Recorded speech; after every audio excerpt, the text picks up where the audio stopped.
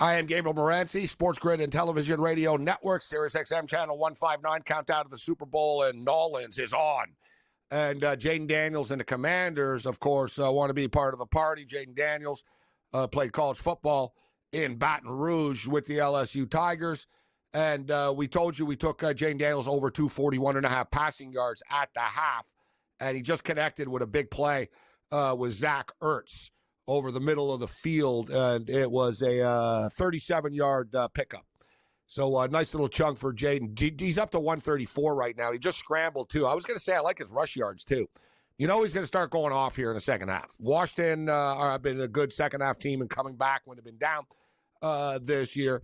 Sean Higgs in the house with us. And, Sean, as it is now, like Philadelphia, looks like Philadelphia, the 2 seed, right? They're not going to be the 1 seed, Philadelphia, yet they're going to win their division. So they're kind of, they're in a pretty good spot. Now, I was just saying, if Washington plays Philadelphia in the playoffs, because that's what it would be, we just saw them beat them last week. Now, this isn't a great performance from Washington tonight, but it was kind of a letdown spot after that, crazy win. And I brought up a lot of stats before the game, Sean. The Washington turned the ball over 5 times last week, right? And they won the game anyways. Teams that turned the ball over 5 times were like 20-46 against the spread in their following game. It's like playing Russian roulette. Eventually, a bullet's going to go off. You know what I'm saying? Yep. And they turned the ball over. It caught up to them. And I thought that was, a lot of trends and blah, blah can be kind of dumb. But I thought that was a poignant one, actually. Teams that turn the ball over 5 times in a football game are 20-46 against the spread in the following game. You just can't get away with that stuff. And Washington are playing sloppy on offense tonight. Yeah, slow start. But, again, I kind of liked them. I got a team, Quinn defensive guy, second start, first road start for the kid. You figure you'd kind of have some kind of game plan to stymie the guy, at least here in the second half. Let's see their adjustment. First this is Washington out of the game. Yeah, they haven't touched the ball yet. Yeah, you're right. Atlanta haven't had the ball in the second yet. We'll see what they do. Let's see what happens here. Washington needs a score. 7 would be nice for them. Obviously, they want to win the game. But it's still, like I said, sloppy start. They still give them a little credit. They scored 22 points in the fourth quarter, and the Eagle fans are like, well, we didn't have Hurts. Well, I didn't realize the guy played in the secondary. Defense. Like if your defense can't make one stop, you're up 30 points, 20. You're up. They gave up 22 points in the fourth quarter, guys. Not a stop to be seen. That's like people blaming Cam Ward yesterday for Miami. Oh, he didn't play in the second half. Dude, he doesn't play defense. He's not the one to, you know what I mean? Whether he played or not, Iowa State still would have scored 1 million points on them. What do you want him to do? Like, it's funny. It's his fault we lost. Like, they lost. Like, no, it isn't. They lost because of their defense. And because Mario Cristobal can't win a game. I had Miami in the over, but I had Miami at a pick 'em early. I said, all right, after we talked about it, he went on a call with Sanders and all that. We're playing. I said, all right, we got a half out of the guy. And I said last week, I said, if the guy plays a half, you got to look at him like, why would you play a half with your team? You figure you're there to play. They still scored in the second half. It wasn't like they didn't, they scored a field goal, but they also, the defense showed up in the second half. Miami still put points up. Yeah, Miami still put points up, too. They had a 13-point lead with 6 minutes left or something. Yes. Right? That's not Cam Ward's fault. You know what I'm saying? Like, Cristobal is just, and he's Mario Cristobal.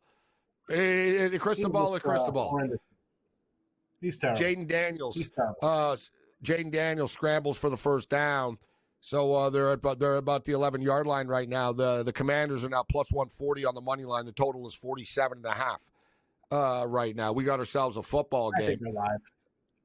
His rushing, you mentioned his rushing. I think it was 48.5 or something to start the game. 51.5, Daniels. Yeah, it was pretty 40. No, you're right. Bang on. 49.5. You're right. 49.5. Which is freaking high for a quarterback, but the kid, he takes off. I was like, man, that's a lot. Because then, like you said, you mentioned about Penix taking an knee with 2.5. How about this guy taking a knee? Or just a scramble, or just he's going to take off. You believe that? A 4 or 5 yard loss on a run. One quarterback's rush yard prop is 49.5, and I bet the other guy under 2.5.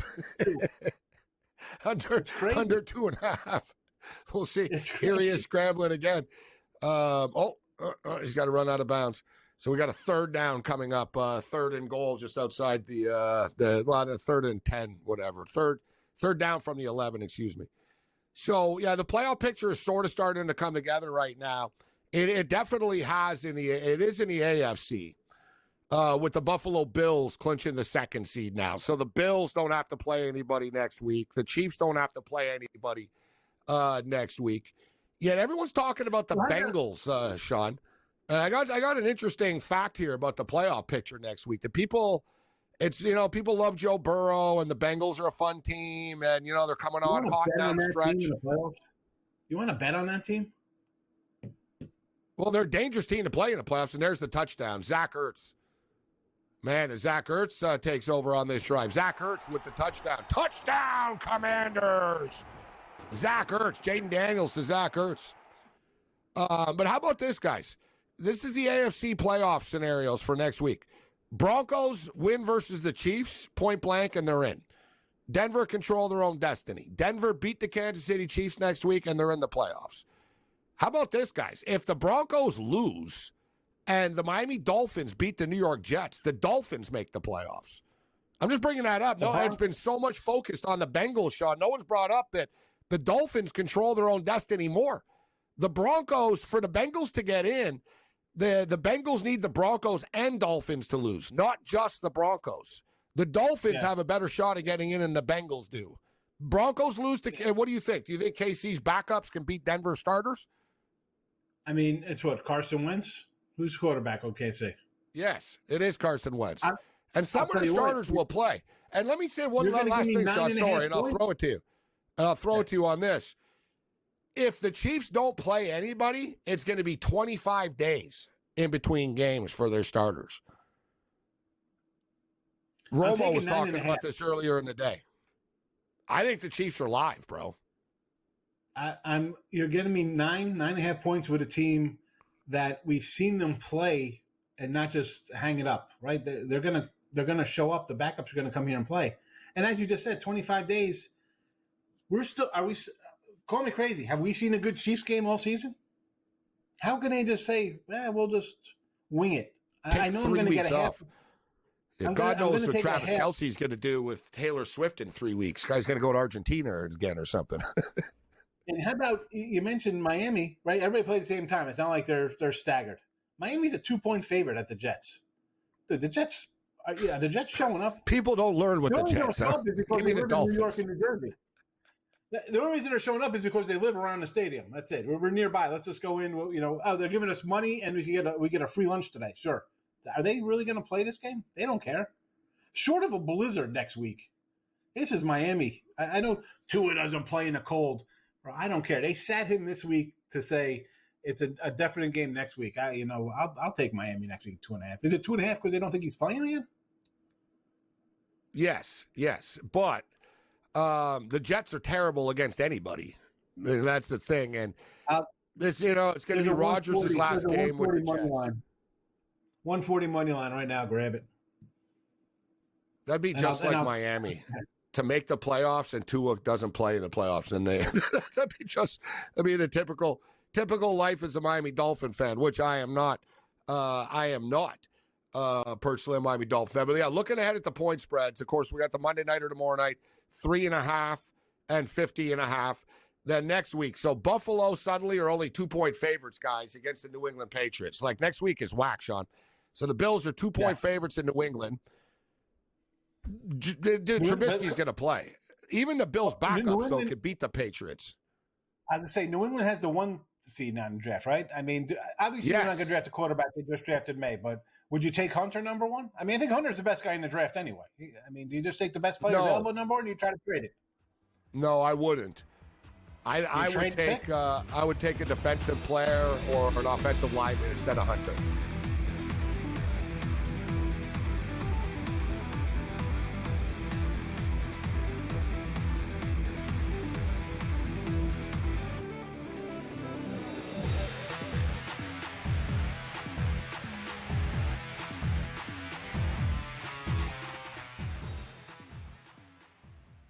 Anyone that's been to a sporting event, the atmosphere before a game, I think Game Time Decisions has that same exact atmosphere. This is our arena. This is what we do. There is going to be an energy to game time decisions that you will feel night in and night out. The excitement you get when you lock your bets in, when you're figuring out what you want to do, we can zone in on the biggest games each night. I want this to be the place that people come to before the games start so they feel as ready as possible to lock in their cards. We are going to hit every single one of those markets that you need to know about. We're gonna go through every single thing, and I've got a great team behind me that's gonna help me get the job done. There is not gonna be a better place, I promise you, than Game Time Decisions to get that new information, react to it, and be able to then bet accordingly. We will have everything at our disposal, and we will use that to our advantage. I'm Kevin Walsh. Tune into Game Time Decisions from 6 to 8 p.m. Eastern on SportsGrid. Your gut says Miami is going to win, and you should take the over. Your gut also said your NFT selfies would only go up in value. They didn't. But your head is on SportsGrid and knows the QB is in concussion protocol. The backup has a 45 QBR against the zone coverage. The New York D has the most sacks in the league. So yeah, trust your head. It's smarter to be on SportsGrid. Two guys that can do it all. Too much electricity this morning. This is a good time. We're having a lot of fun. I had to do a triple take. Ka-ching! Why? Because of parity. I didn't mean to offend. Yeah, it's not going to happen. Load management is a dirty word. Let him rip. You know what? Circumstances provide the results. What? How do you do this one? Oh, Donnie, you've got such a good show there. A network that is booming. The Early Line, only on SportsGrid.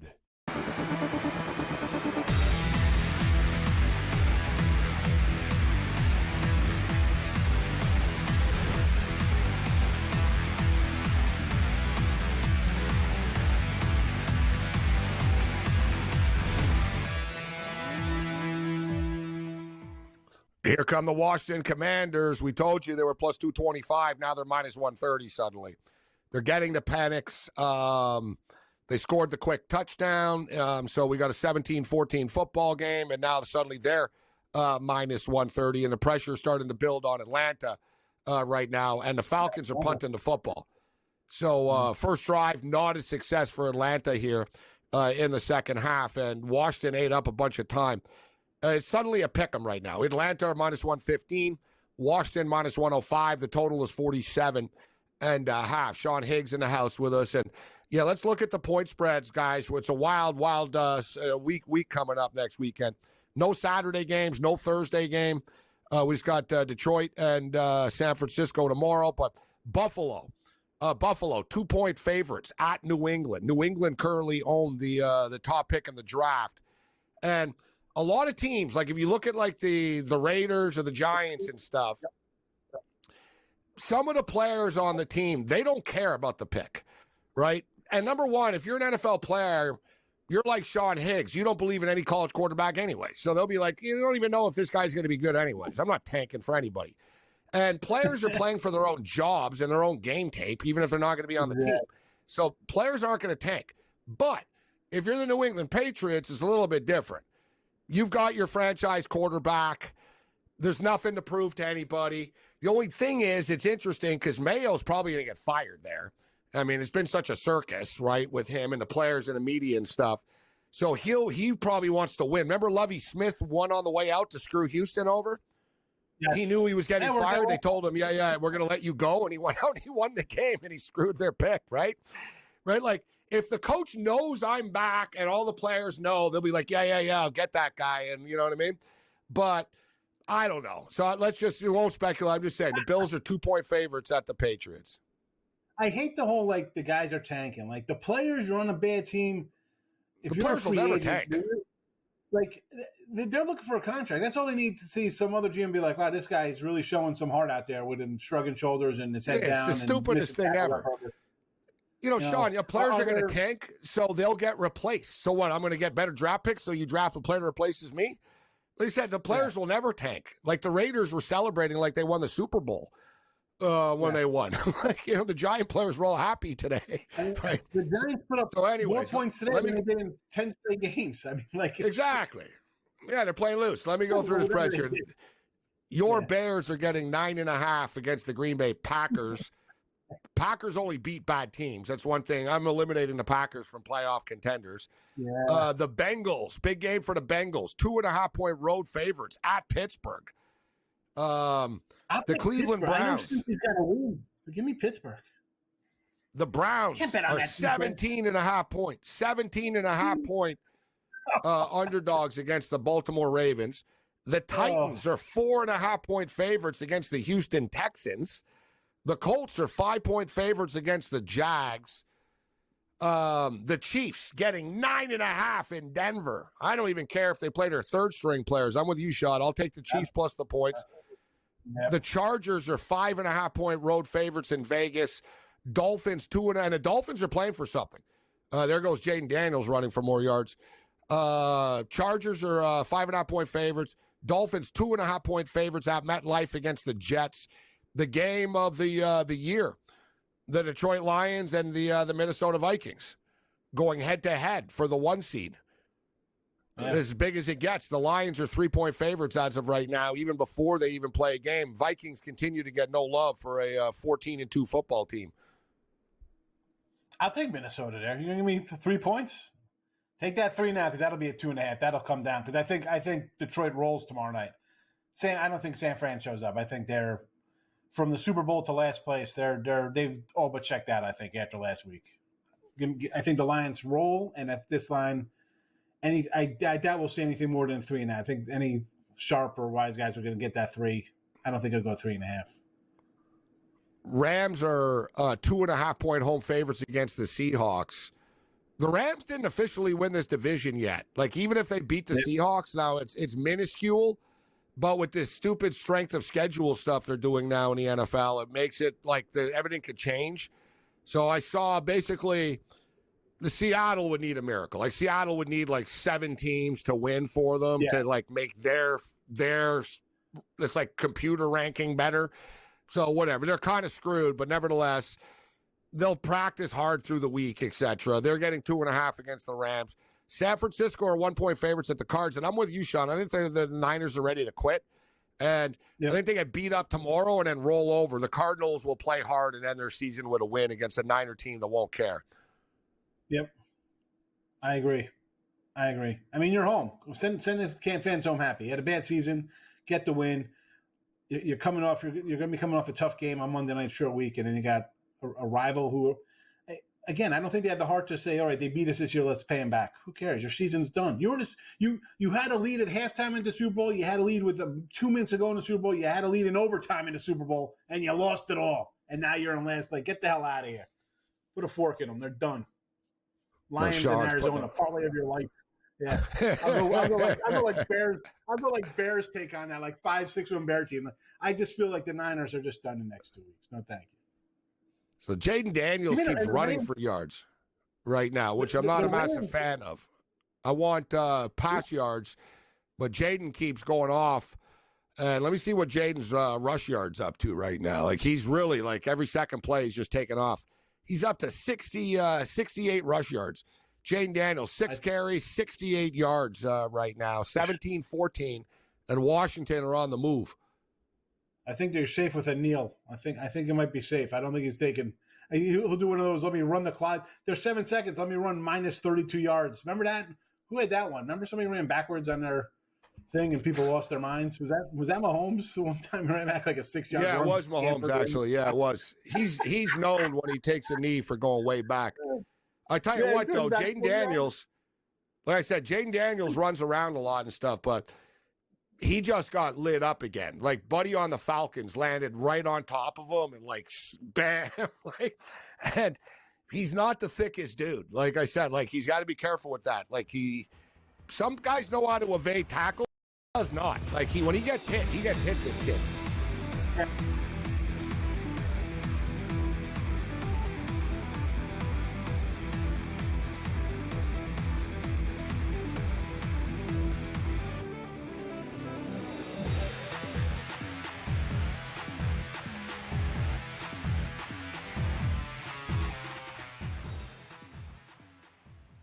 Anyone that's been to a sporting event The atmosphere before a game, I think Game Time Decisions has that same exact atmosphere. This is our arena.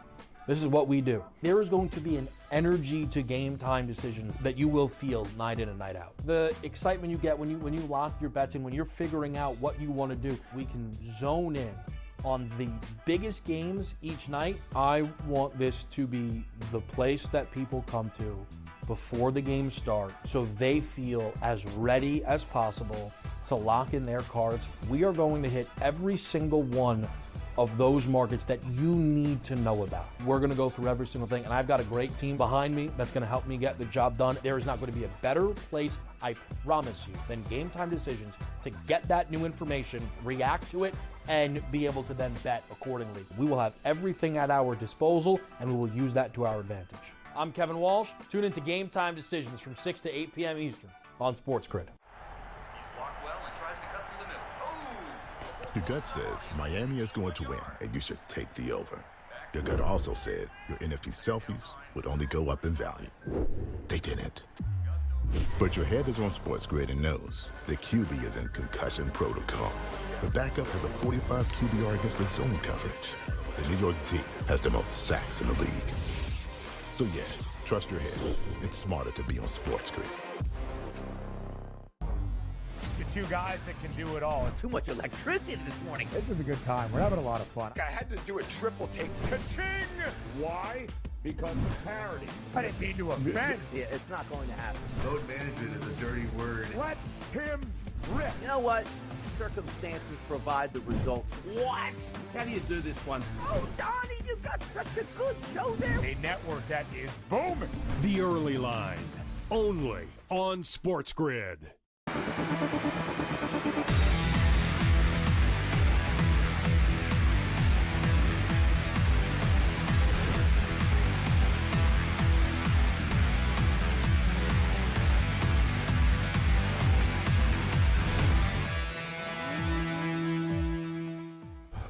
In-game live game day continues. I am Morency. We got a couple of more minutes with Sean Higgs here. So, Sean, let's get to the college football.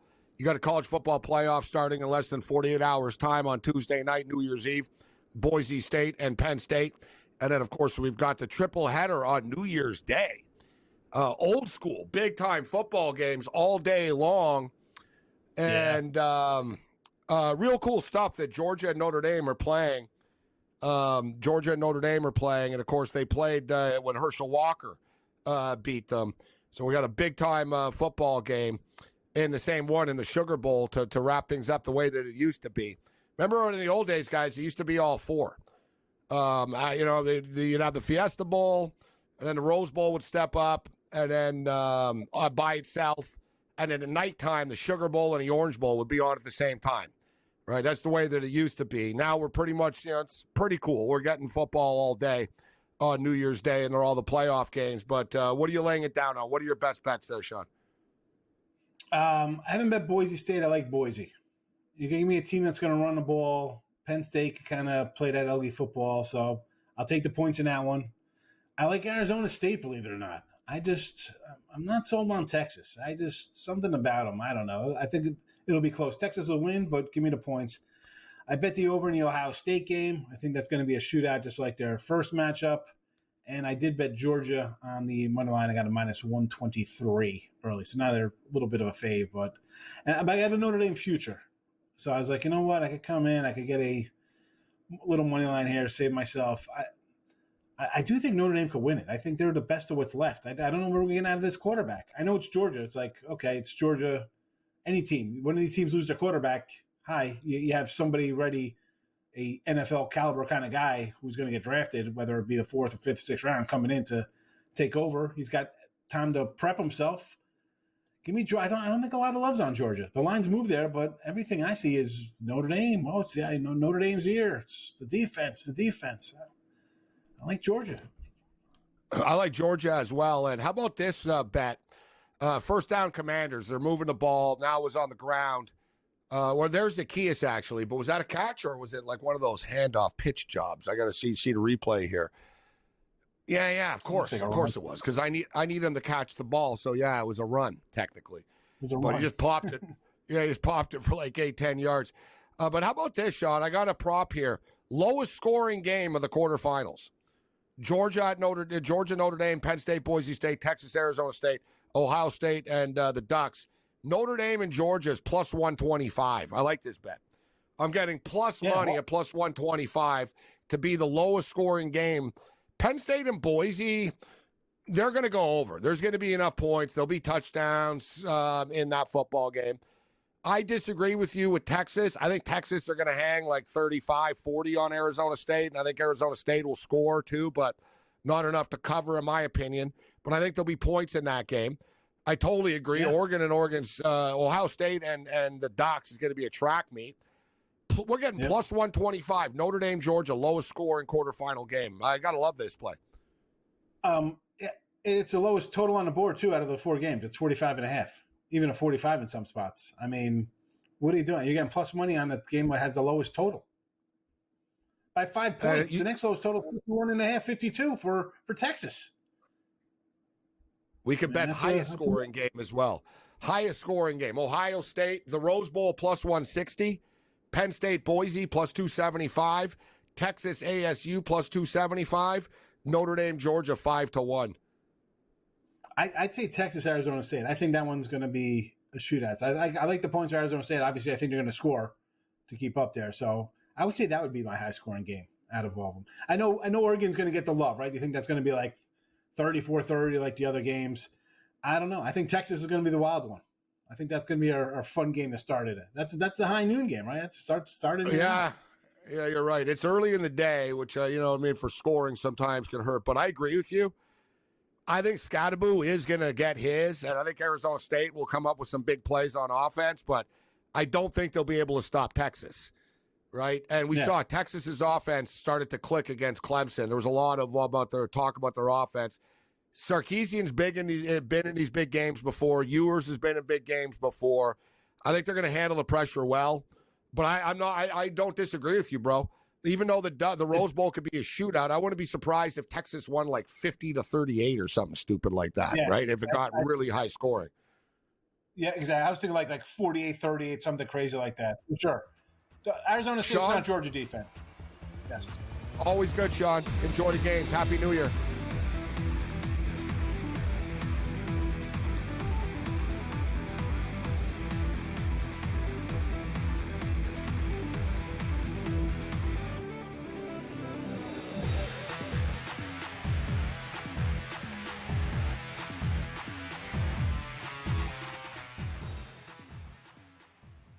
Anyone that's been to a sporting event, the atmosphere before a game, I think Game Time Decisions has that same exact atmosphere. This is our arena.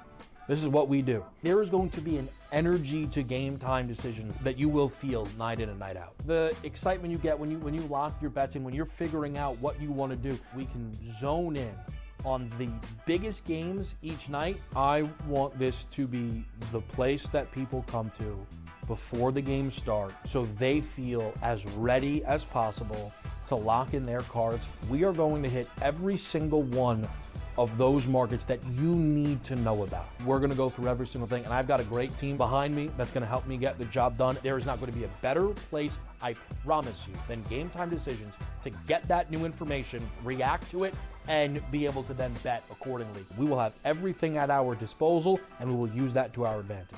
I'm Kevin Walsh. Tune into Game Time Decisions from 6 to 8 p.m. Eastern on SportsGrid. Your gut says Miami is going to win, and you should take the over. Your gut also said your NFT selfies would only go up in value. They didn't.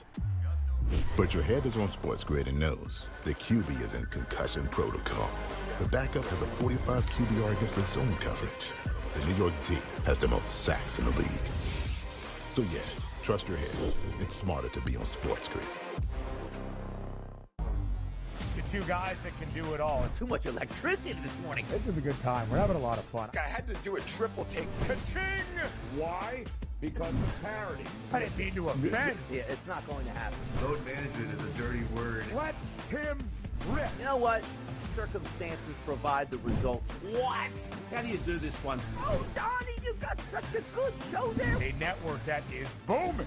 The Early Line, only on SportsGrid.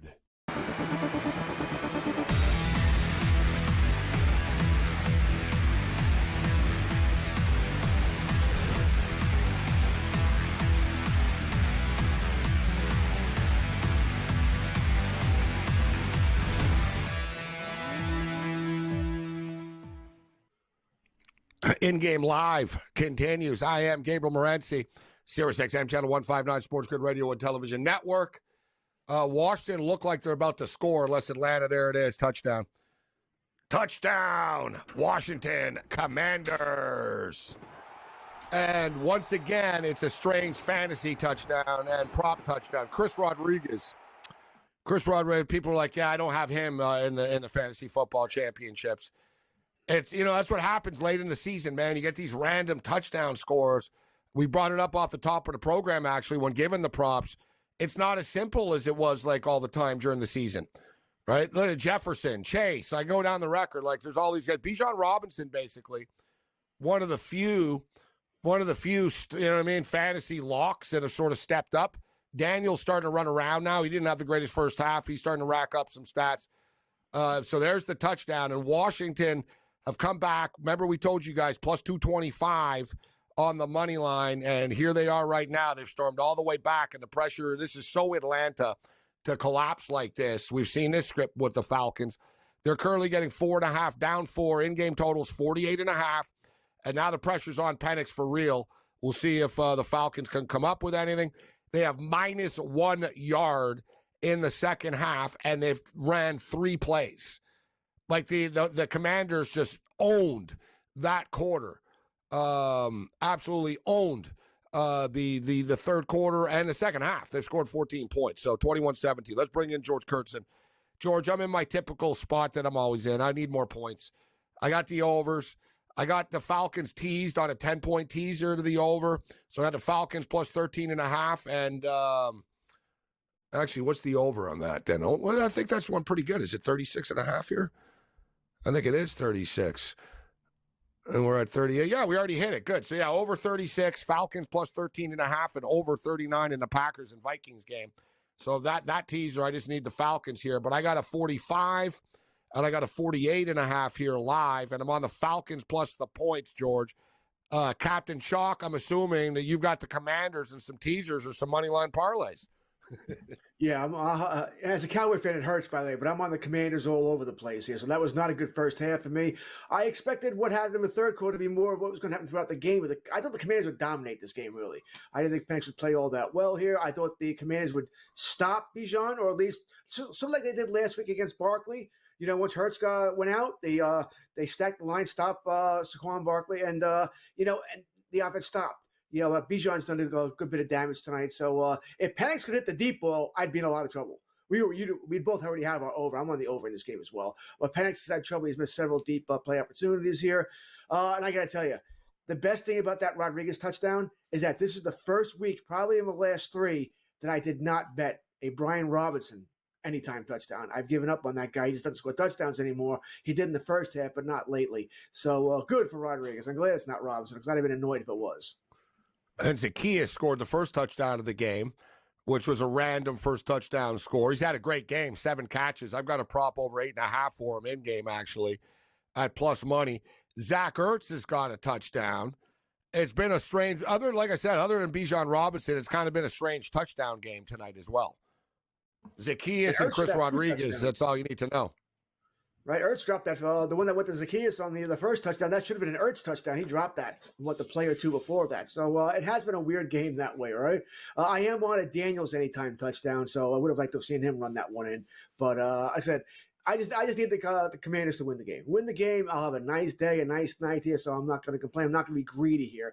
I've already had to sweat this out just to get them back in the game. Once they were when they were down 10 points, I'm like, I really hope this is another Eagles game where they play like crap in the first half and turn it on in the second half. So far, so good. No, not me, Kurtz. I want to see the Falcons go down the field, take a 24-21 lead, and then let Washington tie the game at 24, and whatever happens after that, we'll go to overtime and then the game will go over the number as well. And plus for drama going into next week, it'll be cool if Atlanta can find a way. We're going to see. This is a big drive for Michael Penix, right? I mean, he had it easy against the Giants last week. like you said, he's missed some down the field throws, but to me, George, and I brought it up before the game started, even and early in the game, that's on the staff, bro.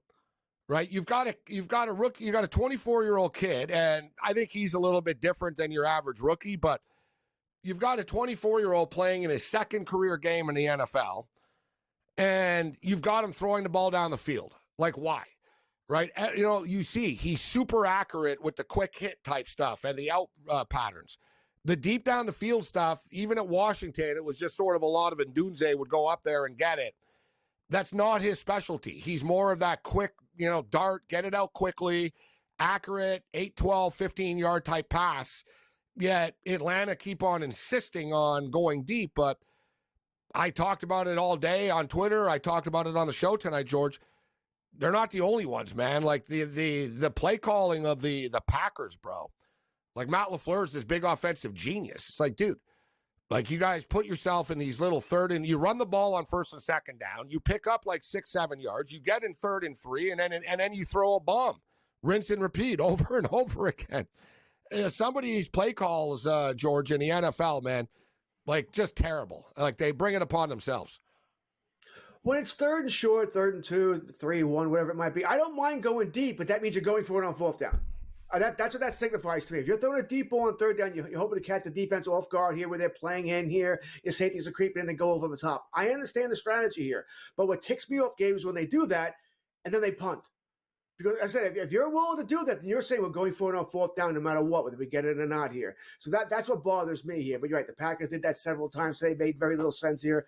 As a Cowboy fan, the Cowboys do that a lot for whatever reason here. But I have many issues with them. But you're right. They're the kings of that as well. I think Penix will get better at the deep ball when he has to learn to put air under the ball. He is throwing ropes with deep, right? So he's going to hit his receiver in stride, or he's not. He's got to put some air under that ball. So this way a receiver can run under, at least go out and make a play. The way he's been throwing that ball, it's either going to be hit or miss. Yeah, you're right. There's not a lot of arch on his footballs. He throws these sort of lasers. But you're seeing on this drive, like when he drops back, it is very surgical if he has time back there. Another thing with him is he's not mobile at all. Right? A lot of young quarterbacks, modern quarterbacks are sort of the dual threat. He's not. And in fact, George, you're going to like this prop. I bet a prop in game at the half under 2.5 rush yards for Penix. 2.5. He hasn't even tried. I don't think he'll take off. Like they're not going to call a run play for him. No. That was 3rd down there too. Damn. They're not going to call a run play for him, and he won't take off on his own. He'd rather throw the football away. He's not a scrambler. So that was another quick, like they haven't had the ball at all in the second half. It's just too quick right now. They're at midfield, so I guess they're going to say, hey, we'll try to pin them here. But now this is starting to get real in this football game for the Atlanta Falcons and the Tampa Bay Buccaneers, George. A lot on the line here. Yeah, once again, assuming if Washington wins, Tampa Bay controls their destiny. Obviously, it's the other way around if Atlanta comes back in this game here. So, yeah, it's a monster game here. And I believe Atlanta and Tampa Bay, one plays New Orleans. I guess Atlanta plays Carolina and Tampa Bay plays New Orleans next week. So they both should win here. So if Atlanta loses this game, they're probably not going to the playoffs. I don't see Tampa Bay losing next week to New Orleans. Anything's possible, of course. Hey, Giants ruined Indianapolis for any chance of a party today. So it could certainly happen, but I certainly won't be betting it. No, you're right. Anything can happen and usually does. And we were going over the point spreads, next week's point spreads in the NFL, George. There's some whacked out lines, man. There's some crazy stuff. Like the Bills are 2-point favorites at New England. How about this? The Browns are getting 17.5 at Baltimore. Like the Chiefs are getting 9.5 against the Denver Broncos. That's a lot of points, even with the backups. Like that's a lot. 9 to 9.5 points for Denver to win. Especially Denver know they only need to win the game. They don't need style points to win the football game. There's a couple of whacked out point spreads. Kansas City probably wants Denver to win. They don't want Cincinnati in the playoffs, right? Get rid of them, even though. I don't think Kansas City have to worry about playing Cincinnati anyway. They'd be the final seed. You know what, though? No, it would be Miami. Miami, not Cincinnati.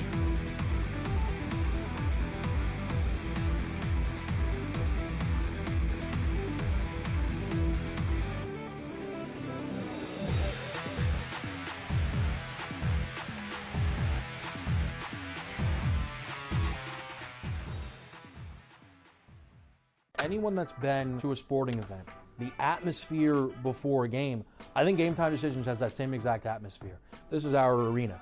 This is what we do. There is going to be an energy to Game Time Decisions that you will feel night in and night out. The excitement you get when you lock your bets in, when you're figuring out what you want to do, we can zone in on the biggest games each night. I want this to be the place that people come to before the games start so they feel as ready as possible to lock in their cards. We are going to hit every single one of those markets that you need to know about. We're going to go through every single thing, and I've got a great team behind me that's going to help me get the job done. There is not going to be a better place, I promise you, than Game Time Decisions to get that new information, react to it, and be able to then bet accordingly. We will have everything at our disposal, and we will use that to our advantage.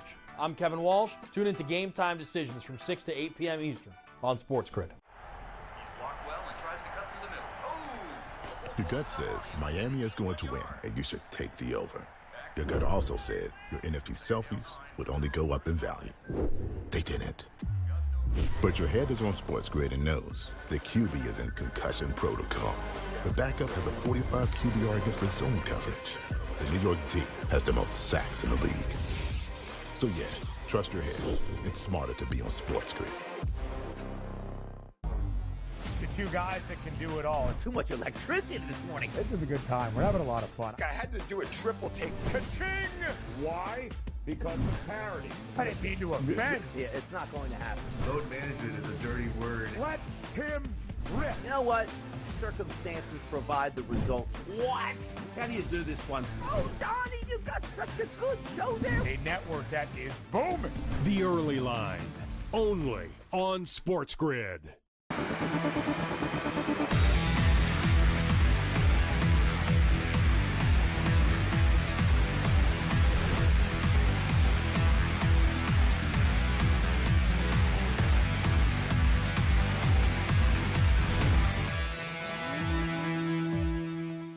This game is starting to slip away from the Atlanta Falcons right now. The second half has been a disaster for them. They had minus 1 yard going into the fourth quarter. They picked up a couple of first downs, but then hit the wall at midfield. Got sacked, punted the football. There's only 9 minutes left in the football game right now, and Washington are already at midfield looking to ice this thing. They're up by 4, so a touchdown would really put Atlanta behind the 8 ball. A field goal would have a dramatic finish, but Atlanta really had a hard time moving the football here in the second half. So, looks like we're in trouble, actually. Like I've got Atlanta plus the points, but any score knocks me out of the box, although the teasers would be alive if Washington scores. And it looks inevitable, George, like Washington going to score. They're moving the ball. Now they're on the 29-yard line.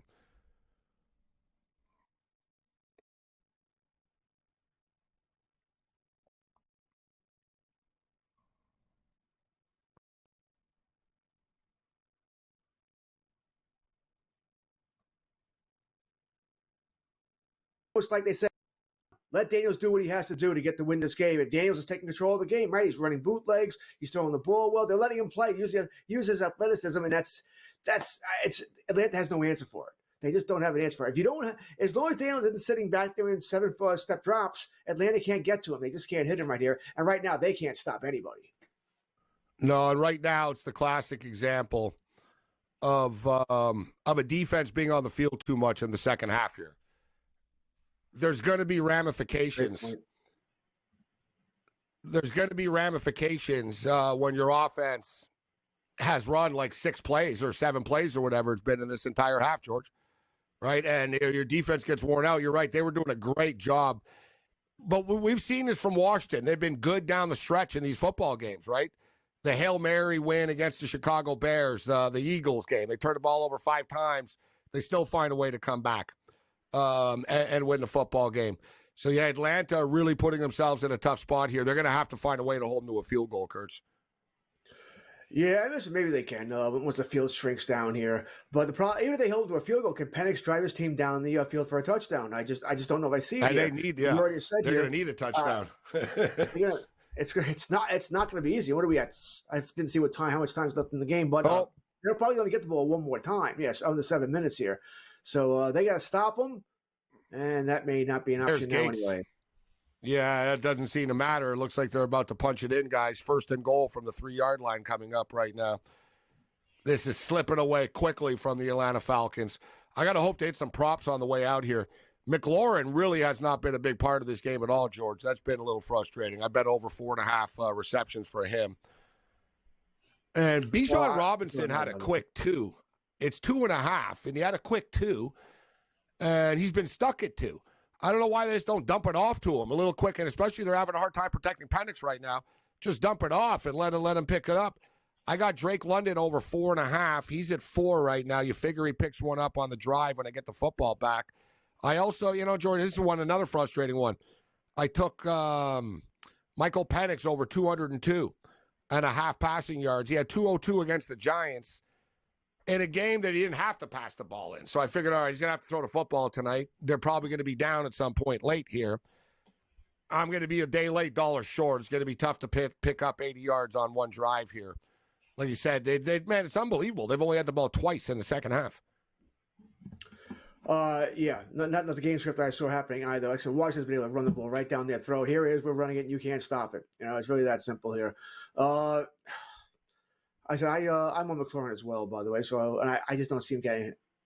It's over now anyway. Even if they could go, one more reception at best here. So I don't. Even if they get the ball back, unless they get a field goal here, and then Atlanta ties it, I don't see Washington throwing the ball all that much more here.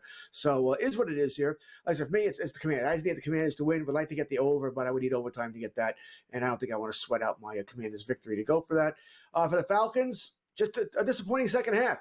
Maybe they were out-coached once again. Maybe Dan Quinn had made the adjustments at the half that Raheem Morris didn't make here. But sort of in the Falcon season. Good first half, terrible second half. Yeah, you're right. Game, sort of we were in it, and what happened? It slipped away.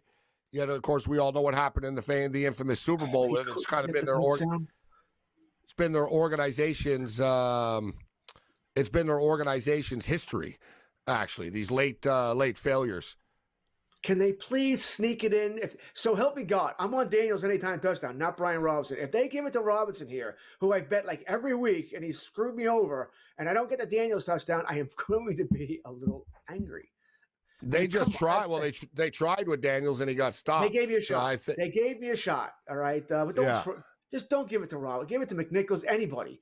Don't give it to Robinson. That would be so. That'd be somebody just trolling me for them to do that.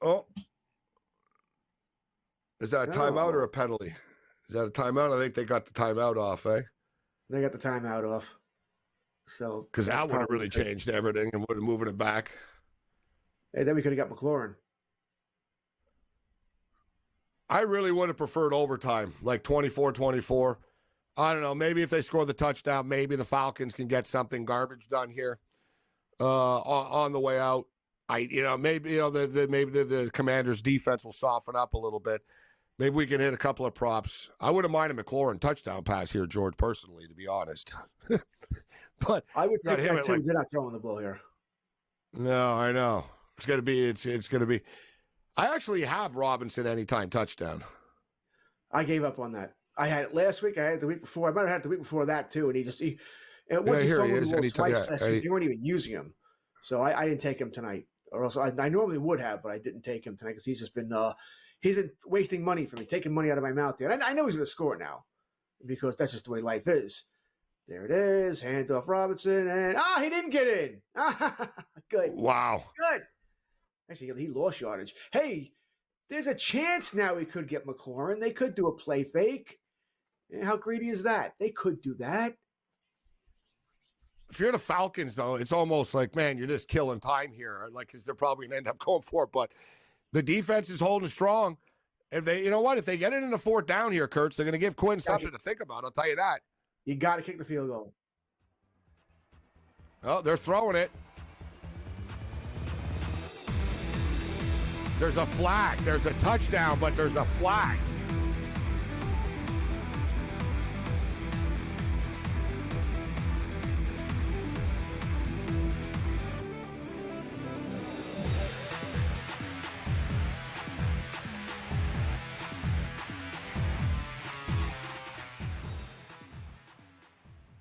Anyone that's been to a sporting event The atmosphere before a game, I think Game Time Decisions has that same exact atmosphere. This is our arena.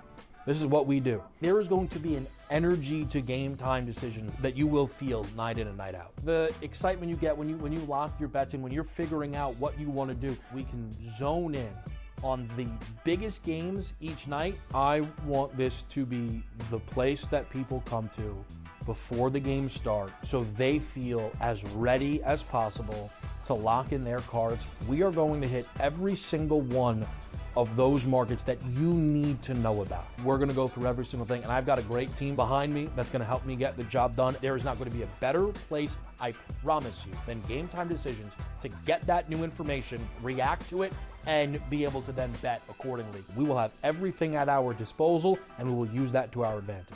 I'm Kevin Walsh. Tune into Game Time Decisions from 6 to 8 p.m. Eastern on SportsGrid. Your gut says Miami is going to win, and you should take the over. Your gut also said your NFT selfies would only go up in value. They didn't. But your head is on SportsGrid and knows the QB is in concussion protocol. The backup has a 45 QBR against the zone coverage. The New York D has the most sacks in the league. So yeah, trust your head. It's smarter to be on SportsGrid. Two guys that can do it all. Too much electricity this morning. This is a good time. We're having a lot of fun. I had to do a triple take. Ka-ching! Why?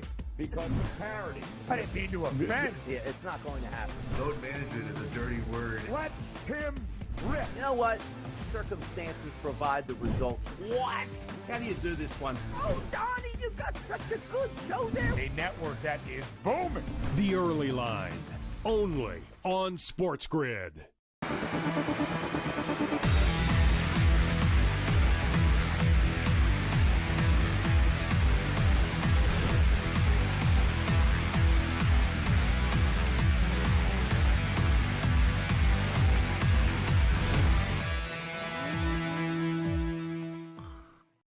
Well, we got a little bit of drama on the way out here. The Atlanta Falcons have given themselves a puncher's chance in this football game. They're currently getting 6.5 right now. This is just sort of that middle land. It's frustrating, though, right? They're not covering the spread, and the game is a little under the number here. I think fantasy football players and prop bettors want overtime. I think I speak for everybody here. Right? We want, and it's a possibility, man, right? There's a possibility for a lot more stats and crazy stuff to happen here, and the total, such a big difference. We're at 41 right now. The in-game total is 43.5. And it's like kind of pointless because it's all about a touchdown or not, right? Atlanta need to score a touchdown. They're not kicking any field goals right now. We got 4.5 minutes left. Once again, pressure on Michael Penix. This is only the third drive of the second half, Kurtz, and they've shown nothing in the previous two. I think if they have time, you don't need to throw the ball deep here. You have plenty of time. They have 4.5 minutes. They have at least 2 timeouts, maybe 3 timeouts left. So try and get them into a rhythm. Do a couple of short throws. Dump it off to Bijan, man. A little bubble screen. You know what I'm saying? There's nothing personal. Not just for my bet, but it's true. Like you get the offense moving, quick hits. Get him in a rhythm. Little short, little throws here. Bijan's fine. Kyle Pitts, just to get him in a rhythm, make him feel comfortable, and put the defense on their heels a little bit. All right, I think that would be a good way to go here. Don't feel you need to throw the ball 25 yards down the field right away. Hey, if it's there, you go for it, but I wouldn't be calling plays designed for that. Not yet. You have plenty of time. All right, so the drama is on. We got 4:32 left in the football game, a 24-17 game.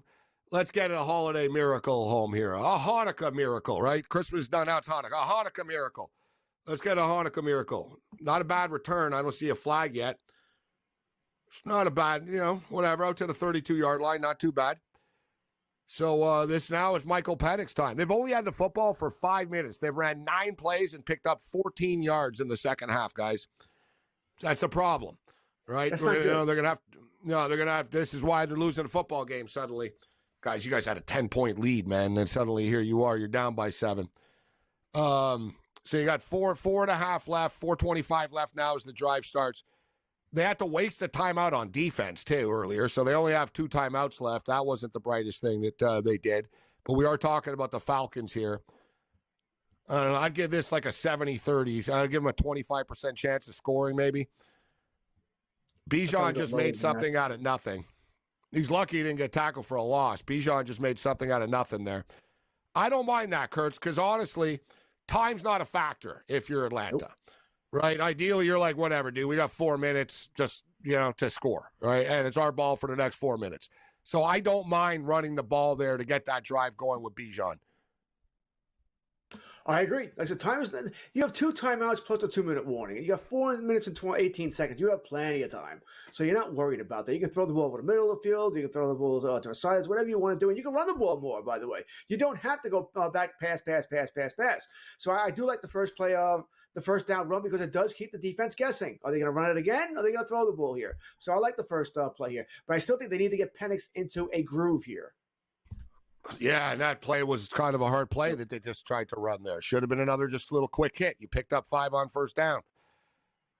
He was. Right? I guess I can't. He's got to hit that. Yeah, I can't complain. I got Drake London over 4.5. I need one more. They just tried, and he was open. He's usually pretty good with that pass. He could be feeling the pressure right now. And if they don't get it here, George, I doubt they go for it. They're going to have to punt it again and then hope for the best and play the timeout game. This is a pretty conservative coach, too. I would be surprised if he went for it in this spot. We'll see if they're able to pick anything up here and make it easier for them on this 3rd and 5. It's either go to London or go to Bijan here out of the backfield. He's first down. He caught it. I didn't know if he caught it, George. He caught it. There's London for you. There's London. There's 5 for London. London calling. All right, little old school clash. Nice catch. I wasn't sure if he caught it at first, but yeah, he scooped it up underneath there, rolled over. Nice catch. All right, keeps the drive moving. They got a 1st and 10. Like we said, there's still just 4:08 left. They're no rush. There'll be no punting anymore, by the way. That's it. Now that they're at the now you're 50? Right. Now that they're midfield, yeah. Now that they're here, it's no turning back time. 4-down territory, which opens up the playbook a little bit. Conservative. They only got to go 50 yards. They could score too quick, give Washington time if they do score.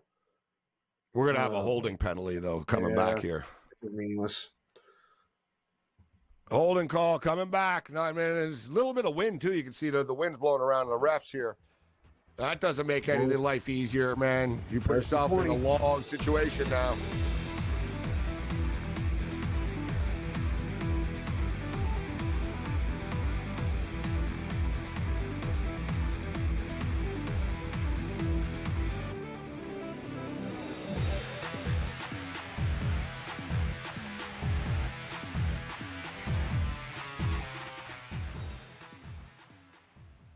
Anyone that's been to a sporting event, the atmosphere before a game, I think Game Time Decisions has that same exact atmosphere.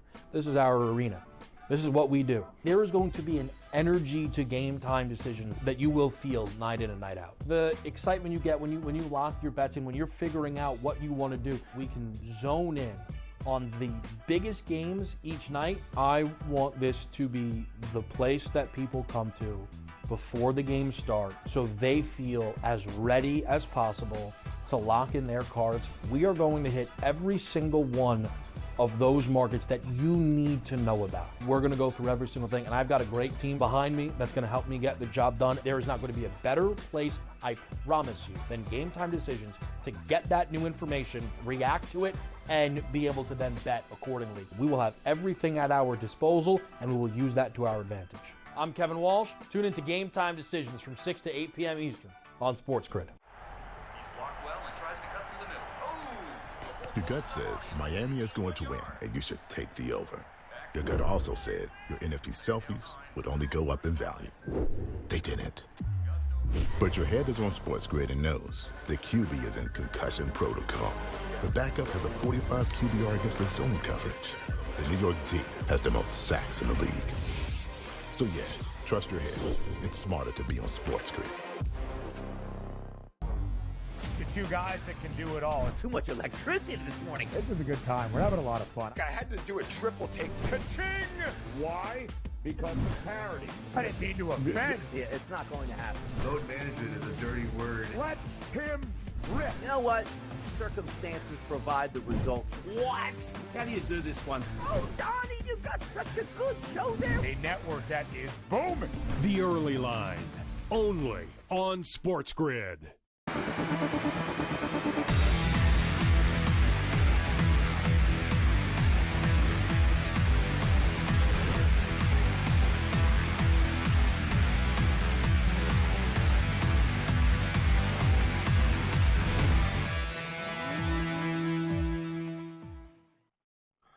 Fourth and 11, game on the line, season on the line. Michael Penix finds an open Drake London. First down, Falcons, George. How about that? How is he that wide open? How is the number one wide receiver open by 10 yards on 4th and 11? A great play call, great catch, great throw. It was a nice throw. It was a risky throw, too. It was far. It wasn't like an easy throw. Like, he's missed a couple of easy ones. This one was like, oh, boy. He's so wide open. It's sometimes you see quarterbacks sometimes skip it or whatever. But Penix got it there. A nice little spin move by London after the play, too, George. First down on the 19-yard line right now. What I love about that game is when they showed the play from behind it, you saw that Penix threw that ball before London even turned around. Right as he was starting to break, he threw the ball. I always find that fantastic. Why is big trust for a rookie, George? Big trust for a kid in the second game. Obviously, they've worked on that in practice, you know? That's fantastic. It's a fantastic play. It shows a lot of poise from. And how about this little run here? How about this little run to get the going here? That was a nice little. They're going to have 4 shots. Wow, it's getting real. That's a nice run there, but how is Bijan Robinson not in the game? They do weird things. They do weird things. He's back in the game. He's back in the game. I didn't mind. They mixed it up with Algier there. So here we go. First and goal from the 5. They got a stacked backfield. Oh, my God. Oh, my God. Throw it away. Throw it away. Oh my God. You can't make that up. Throw it away. Bijan, you have to. You're not the quarterback. You have to throw the ball. Why did they get so cute in the backfield with this stuff? Look at this, George. Why do they go to Bijan Robinson there, bro? You're ahead. And look what happened. Complete disaster. Show a replay. That's a bad snap. You got it on the 5-yard line. You can't make that up. You can't make that up, man. Penix is doing fine. You go in, I said, what's going on in the backfield? You had like 4 guys back there. You tried to do a wildcat direct snap to Bijan. He's much shorter than Penix. It went right over his head. What are they insane? You're on the 5-yard line. You were moving the ball. If it ain't broke, don't fix it. They tried to be cute, and it might cost them the playoffs. It might cost them the playoffs here. Now, you're asking a lot of things. You lost 20 yards on that play. Your second. I was like, oh my God, we're gonna hit the over. It's gonna be 24-24. It's gonna be awesome. We're gonna go to overtime. Like, this is unfathomable, George. They run some trick play with the season on the line on first and goal, George.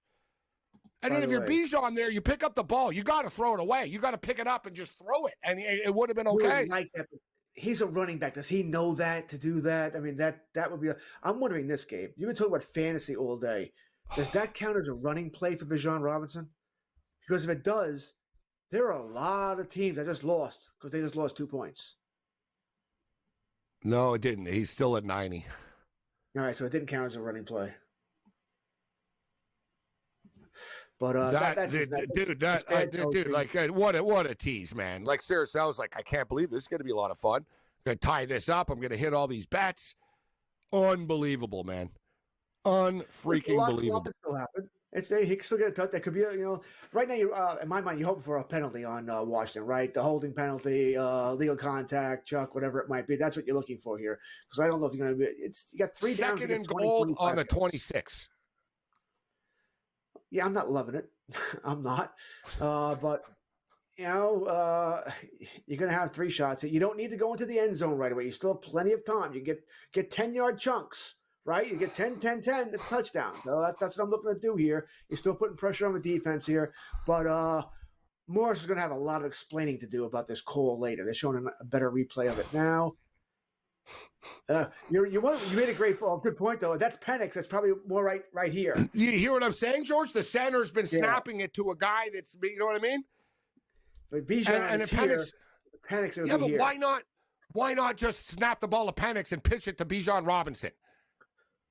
Yeah, I'm not being cute. All right, I'm not a big Wildcat fan here. All right. Can you imagine a Falcon fan, like from the Super Bowl and all this stuff to this? Like, it never ends with these guys. They find ways to lose. All right. But hey, all right, they got 10 back, right? Whatever it might be. They're at the 13, 12, 13. So we're good now. You got 2 plays. You know, once again, you're not worried about timeouts. You're not worried about the time. 2 plays. And matter of fact, they should be eating as much time off that clock as possible, by the way. They should not be snapping the ball quick. Oh, my God. He had him in the end zone there. Oh. Penix had London in the end zone. He was open. Like I said, he's made that throw sometimes, and he missed it this time. Drake London was in the end zone. It was an out pattern that they've hit a couple of times. It was a tough throw, actually, though. Tougher. Like, he wasn't as open as I thought. There was he had to put it in between 2 commanders. There was a defender underneath. Yeah. Yeah, but listen, at least he's throwing to the right guy. You throw to your number 1 guy here. 4th and goal right now, guys, from the 12. This is it. I can't believe they did this to themselves. Don't throw it underneath. And Kyle Pitts! Touchdown, Atlanta! Oh! I got to sweat this out. Touchdown, Atlanta! I have to sweat this out. Touchdown! Touchdown, Dirty Birds! What a pass from Penix with the seas. What a pass! Like this kid's like I told you, this kid's got something about him. That's a nice throw, by the way. That is a nice throw. I got Kyle Pitts on my bench. I started Freiermuth instead. Freiermuth got me 11 points. It was a smart move. I didn't have a choice. I chose Kyle Pitts. I haven't even looked at my fantasy. I'm scared to look. I know I'm going to lose one of them. At least I made it to the finals, and I'm making some money, but let me see about this other one. I lost 3 semis last week, so I'm in a bad mood as far as fantasy is concerned. I'm in 2 finals, George, and I'm up 142 to 127 right now. But my opponent's got Jaden Daniels at quarterback. But still, that's looking pretty good. I'm up by 15. He's not getting 16 points from Daniels. And ironically enough, the other one, I have Jaden Daniels, but I'm getting killed, 144 to 97. I'm going down, but I'll take it. It's one of them's a $2,400 league, Kurt, so I'll win this. I could win $1,600 in that league, and the other one was just a $100 entry, so 800 winner, 400 second place, so I could back 2 dimes in fantasy, which would be pretty nice for my $300 entry. I lost the league last week because the Falcons scored 26 defensive points. The Falcons scored 26 defensive points. I hate the Giants. Just can't. 2 pick sixes. That was a big lead too. But what are you gonna do? It happens here. Best ball was better for me than yearly fantasy this year. Best ball ended up paying off nicely. Yearly did not. I'm looking right now. There's nothing I can do either. I'm done. All my players are Jaden Reed was a disaster today. 1.6 points for Jaden Reed. I'm looking now. I had a couple of good players on my bench. Amari Cooper, 14 points tonight. Great touchdown catch from Amari Cooper. That's what makes the Bills dangerous. Like Cooper, he's not going to catch 7 balls or 8 balls or anything, but he can get open for a touchdown in the playoffs and win a game for them. Right, same with Samuel, and then you got Coleman, right? Josh will throw it to anybody. That's what makes the Buffalo Bills so dangerous. So, yeah, let me see. He's got Jaden Daniels. He's got someone else, too. He's got Jaden Daniels, and no, that's it. He's down to Jaden Daniels, so I'm getting close to closing out the $2,400 league, which would be a nice win. And even better, I'm the commissioner, so I'm not really, making any money. I already got the money. Now I just don't have to send it back out. It's always nice to know you're getting it. They're about collecting. Yeah, I'm not collecting, but it's the same thing because I got to pay anyway. So I kind of am collecting.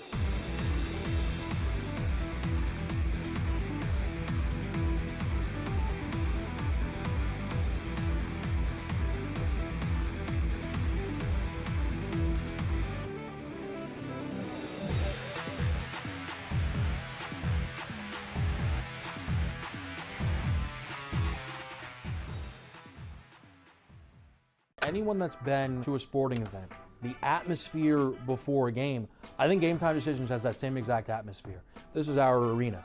This is what we do. There is going to be an energy to Game Time Decisions that you will feel night in and night out. The excitement you get when you lock your bets in, when you're figuring out what you want to do, we can zone in on the biggest games each night. I want this to be the place that people come to before the games start so they feel as ready as possible to lock in their cards. We are going to hit every single one of those markets that you need to know about. We're going to go through every single thing, and I've got a great team behind me that's going to help me get the job done. There is not going to be a better place, I promise you, than Game Time Decisions to get that new information, react to it, and be able to then bet accordingly. We will have everything at our disposal, and we will use that to our advantage.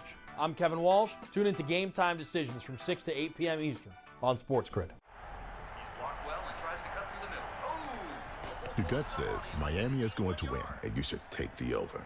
Your gut also said your NFT selfies would only go up in value. They didn't. But your head is on SportsGrid and knows the QB is in concussion protocol. The backup has a 45 QBR against the zone coverage. The New York D has the most sacks in the league. So yeah, trust your head. It's smarter to be on SportsGrid. Two guys that can do it all. Too much electricity this morning. This is a good time. We're having a lot of fun. I had to do a triple take. Ka-ching! Why? Because of parity. I didn't mean to offend. Yeah, it's not going to happen. Load management is a dirty word. Let him rip. You know what? Circumstances provide the results. What? How do you do this once? Oh, Donnie, you've got such a good show there. A network that is booming. The Early Line, only on SportsGrid.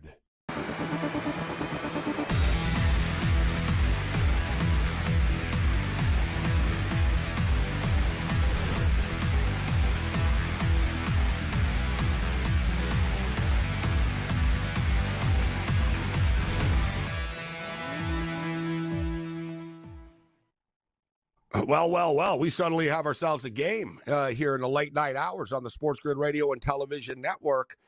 And we got what we wanted. We cried at home. George Kurtz didn't think it was possible. The Atlanta Falcons coming back 24-24. Think back, Kurtz, to when the Washington were on the goal line, how close they came to scoring a touchdown. They did score a touchdown. There was a penalty. Atlanta's defense stepping up and making those plays. It might have saved their season, man. Like, unbelievable stop there on the goal line on that last drive. But they did leave a lot of time here for Washington, like plenty of time. They got $1:17 left. And they shouldn't have. Remember, Penix was snapping that ball with 12, 13, 14 seconds left on the clock.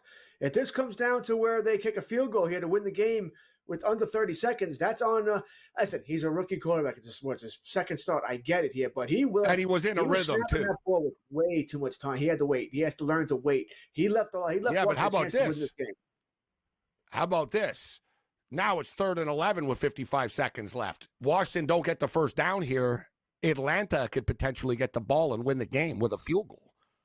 Remember, I have a big teaser. I don't think they won't get a touchdown anyway. I can afford Atlanta to win by 3, but they can't. If they score a touchdown, I am literally just going to go.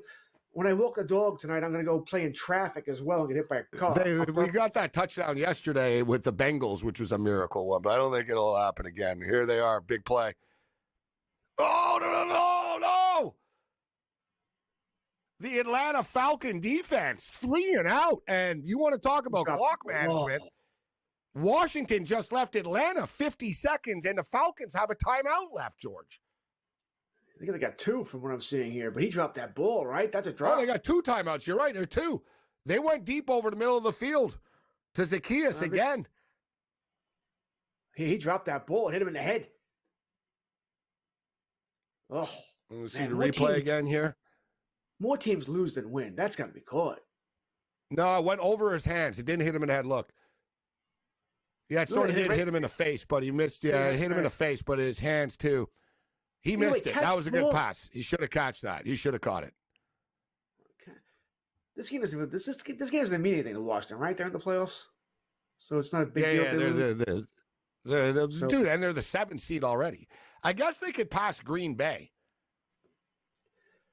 Well, if they won and then Green, you know what I mean? Yeah, they'll play Philly, exactly. you'd want, and if you're the 5th seed, you'd play what?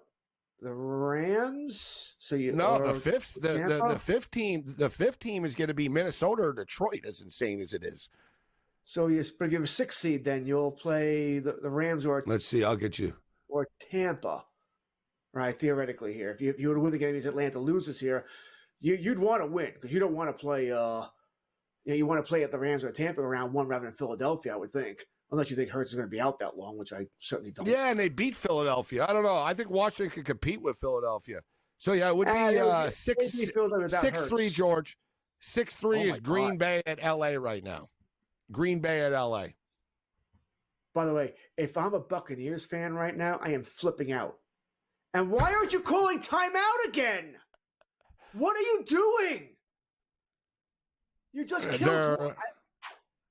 Look at this. The clock management is something to be desired. That's not on the quarterback, though. That's on the coach. It's like Eberflus. These young quarterbacks. Like they got. That's the. But George, there's whole freaking. One play left now. You have 2 timeouts left. Why didn't you call a timeout? Yeah. Disaster that they went from 50 seconds to this. And what's even wilder is Mooney was just open and Penix missed him. It would have put him in field goal range. I would like. It's easy for us. It's chaotic. It's chaotic. It is what it is. Usually, though, after a bad play, they bounce back. A coach has to know to call that timeout. That's not a coach has to call. No, that's on the coach. Yeah, that's what I'm saying. It's like Eberflus and Caleb Williams. So, like, you can't just stand there. We'd love to see him how he's going to defend both halves. And he's taking forever here, by the way. Is there a penalty? This game's going to overtime. No flag. No flag. It's 3rd and 10, 7 seconds left. They waste, like you said, George. They screwed up at the half. You have 50 seconds, the ball, and 2 timeouts, and here you are. You didn't even use the timeouts at all. One of them. Okay. Timeouts in the first half, and now they have 5 timeouts they just didn't use. I mean, does he? And you have a young quarterback too. You could just pull, take a breather and say, all right, listen, guys, let's take a shot over the middle. We're going to call a timeout and try a field goal. They don't even need that many yards, guys. They need like 15 yards. If he could do this quickly. Now, who called timeout here? I'm going to snap if this is. Oh, Atlanta now wastes the time. Actually, you know what? I don't mind this. Talk about the damn play. And you still have one. No, but George, Penix has a quick release. You can get this ball to like the 45 in like 4 or 5 seconds. Call that timeout with a 1 or 2 left. If it's executed precisely, they can pull this off.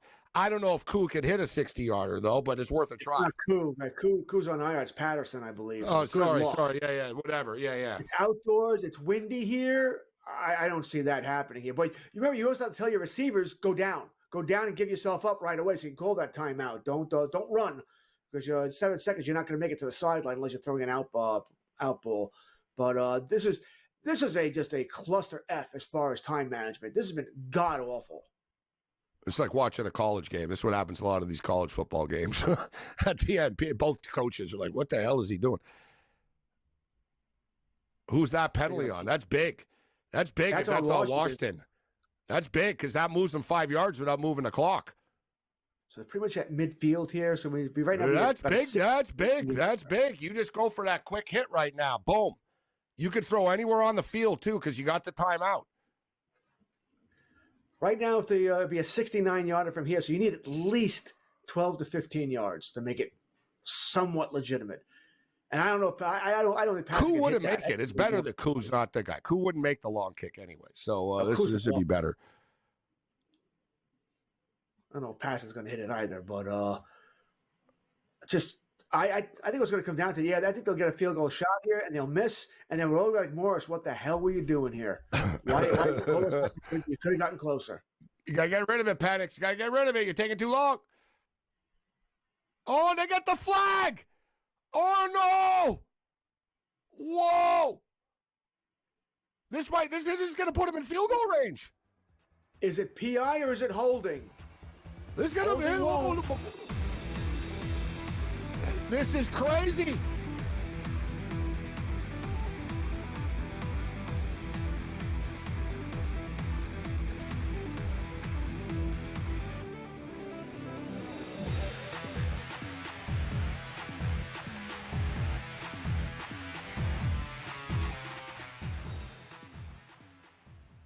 anyone that's been to a sporting event, the atmosphere before a game, I think Game Time Decisions has that same exact atmosphere.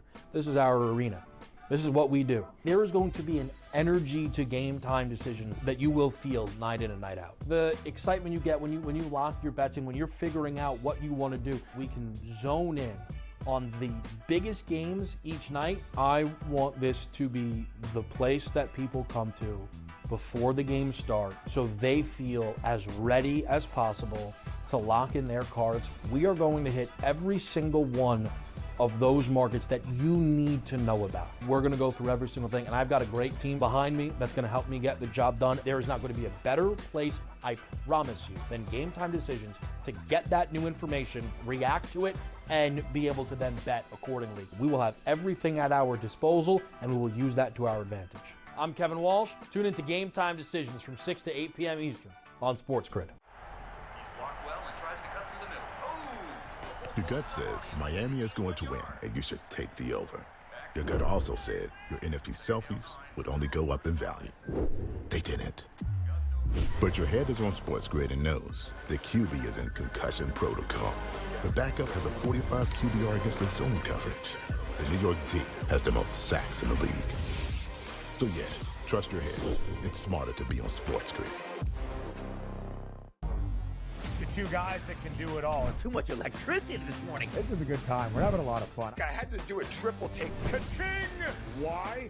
Because of parity. I didn't mean to offend. Yeah, it's not going to happen. Load management is a dirty word. Let him rip. You know what? Circumstances provide the results. What? How do you do this one? Oh, Donnie, you've got such a good show there. A network that is booming. The Early Line, only on SportsGrid.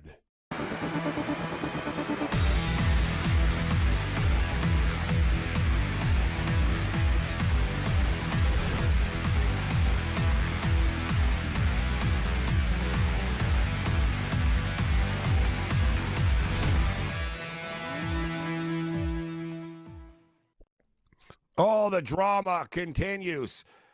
I am Gabriel Morency. Welcome to In Game Live. Great stuff. A lot of fun on the show tonight. You know, a lot of dumb rules in the NFL, George, but I think one of the biggest ones is this 10-minute overtime stuff. Just play 15 minutes, bro. Or like, you know what I mean? Or we got to come up with something. Or give the teams. The NFL doesn't like the college rule because they don't want a million plays going on, and I kind of get it. I didn't mind flipping the coin before, to be honest. And, you know, defense is part of the game, right? You flip the coin, it's like, all right, we got to get a stop. I didn't mind that. They changed the rule after the Kansas City and the Bills stuff in the playoffs. But I do find that the fact that they cut it now to 10 minutes to be dumb. I mean, look, we nearly had a freaking tie yesterday with Denver and Cincinnati. And then you get, and it also skews it because Denver was kind of dumb. They could have played it safer and just got the tie and clinched a playoff spot as well. Like, if a soccer team sort of know that stuff, they're smarter of that, George. It's like, man, we only need a tie, so we're not even going to try to score. It'll be 0-0. We're happy, right? And Denver with a tie could have clinched a playoff spot. They really screwed that up yesterday, but I think it's dumb only having 10 minutes of overtime. Just make it 15. Yeah, I agree with everything you said. Right, I had no problem with the coin flip. I don't mind the overtime system nowadays, except for that it should be 15, not 10. But hey, no one wants to. It's just like baseball, right? With a ghost runner, no one wants to play the 15 anymore. Anything to get the work shorter, we'll do that. Yeah. So it is what it is. They're never going to go back to 15 again. But yeah, I preferred it when it was 15. But I don't mind the new rules. All right, you give up a touchdown, then you probably deserve to lose if you gave up a touchdown, right? So I'm okay with it. But I said I didn't have much of an issue with the coin flip either. If you ask me which one I like better, I probably like the new rules better than the old rules. At least, once again, a field goal you don't automatically lose here. But I would prefer 15. And Payton, by the way, is taking a lot of grief today, right? For not so much the tie, but for not going for 2 to win the game yesterday, rather than go to overtime there. Would you have went for it? Yeah, I would have, but I would have done the same thing as Payton did yesterday. I think Payton was going for 2 until they had that delay where they had to review the play. I think once they had the delay, I think he thought, okay, Cincinnati can prepare for it now. Now I'm going to kick the extra point. But I think if there was no delay, yes, he would have gone for 2, and I would have done the same exact thing he did. You know what, though? Cincinnati's offense is so good, so I could justify going for 2. Right? It's all circumstances. So, man, we're going to overtime here, and just to check in with some of the props, I told people, George, and I bet it myself. I put my money where my mouth is when I give people the plays. I like Michael Penix over 202.5. Like I said, he threw for 202 against the New York Giants, and he didn't have to throw. Well, with all the drama and brouhaha, he ended up getting to 223. So that bet hits. We jumped on Jaden Daniels over 241.5 at the half. He's at 195 right now, so we would need some work for that. We lose the Michael Penix over 2.5, under 2.5 rush yards. He's got 3. Unbelievable. 2 carries for 3 yards. We need one more catch from Zacchaeus, actually, over 8.5. But we hit the Drake London over 4.5. We hit the Bijan Robinson over 2.5 receptions. So, and, what do you have, Joy? Anything live going on? I'm looking here. For me, Zacchaeus over, I need one more catch from Zacchaeus. And I could use like 50 yards from 46 yards from Daniels passing. I don't know if we'll get that, but I'm hoping to hit one of the 2 of them. And I do have the Falcons plus the point, so a touchdown would screw me. And it should be noted, guys, the Washington Commanders get the ball here first in overtime, Kurtz. Make you feel a little bit better. I know you're sweating this out now. As far as the big sweat for me is anything can happen except a Falcons touchdown. It's the only thing I can't afford here. Everything else I'll take here. I got a couple of anytime touchdowns. McLaurin, Daniels, I said that earlier, that are live here, so I wouldn't mind obviously getting that, being a little greedy there, but I'll take it. Like I said, for me, the biggest sweat is going to be don't throw a pick 6 here. No kind of defensive return, because odds are if the Falcons get the ball back, they will end it on a field goal if they get the shot here. So there's no defensive pick 6s or anything like that, and I should be okay. Tie's good. Falcons win by a field goal. No issue with it. So either way, I'm sweating, but 20 should be a good thought. 27, 24. I won't be able to complain, all things considering. And listen, Washington are moving the ball right now. They're already nearly at midfield. So, of course, touchdown ends the game. Field goal of the game continues. I'm looking here right now. How high did I go with my in-game betting? Because I was betting in-game totals. All right, I only went as high as 48.5. Normally, Kurtz, I'm sweating out some crazy high total I bet, but I hit it already. Good.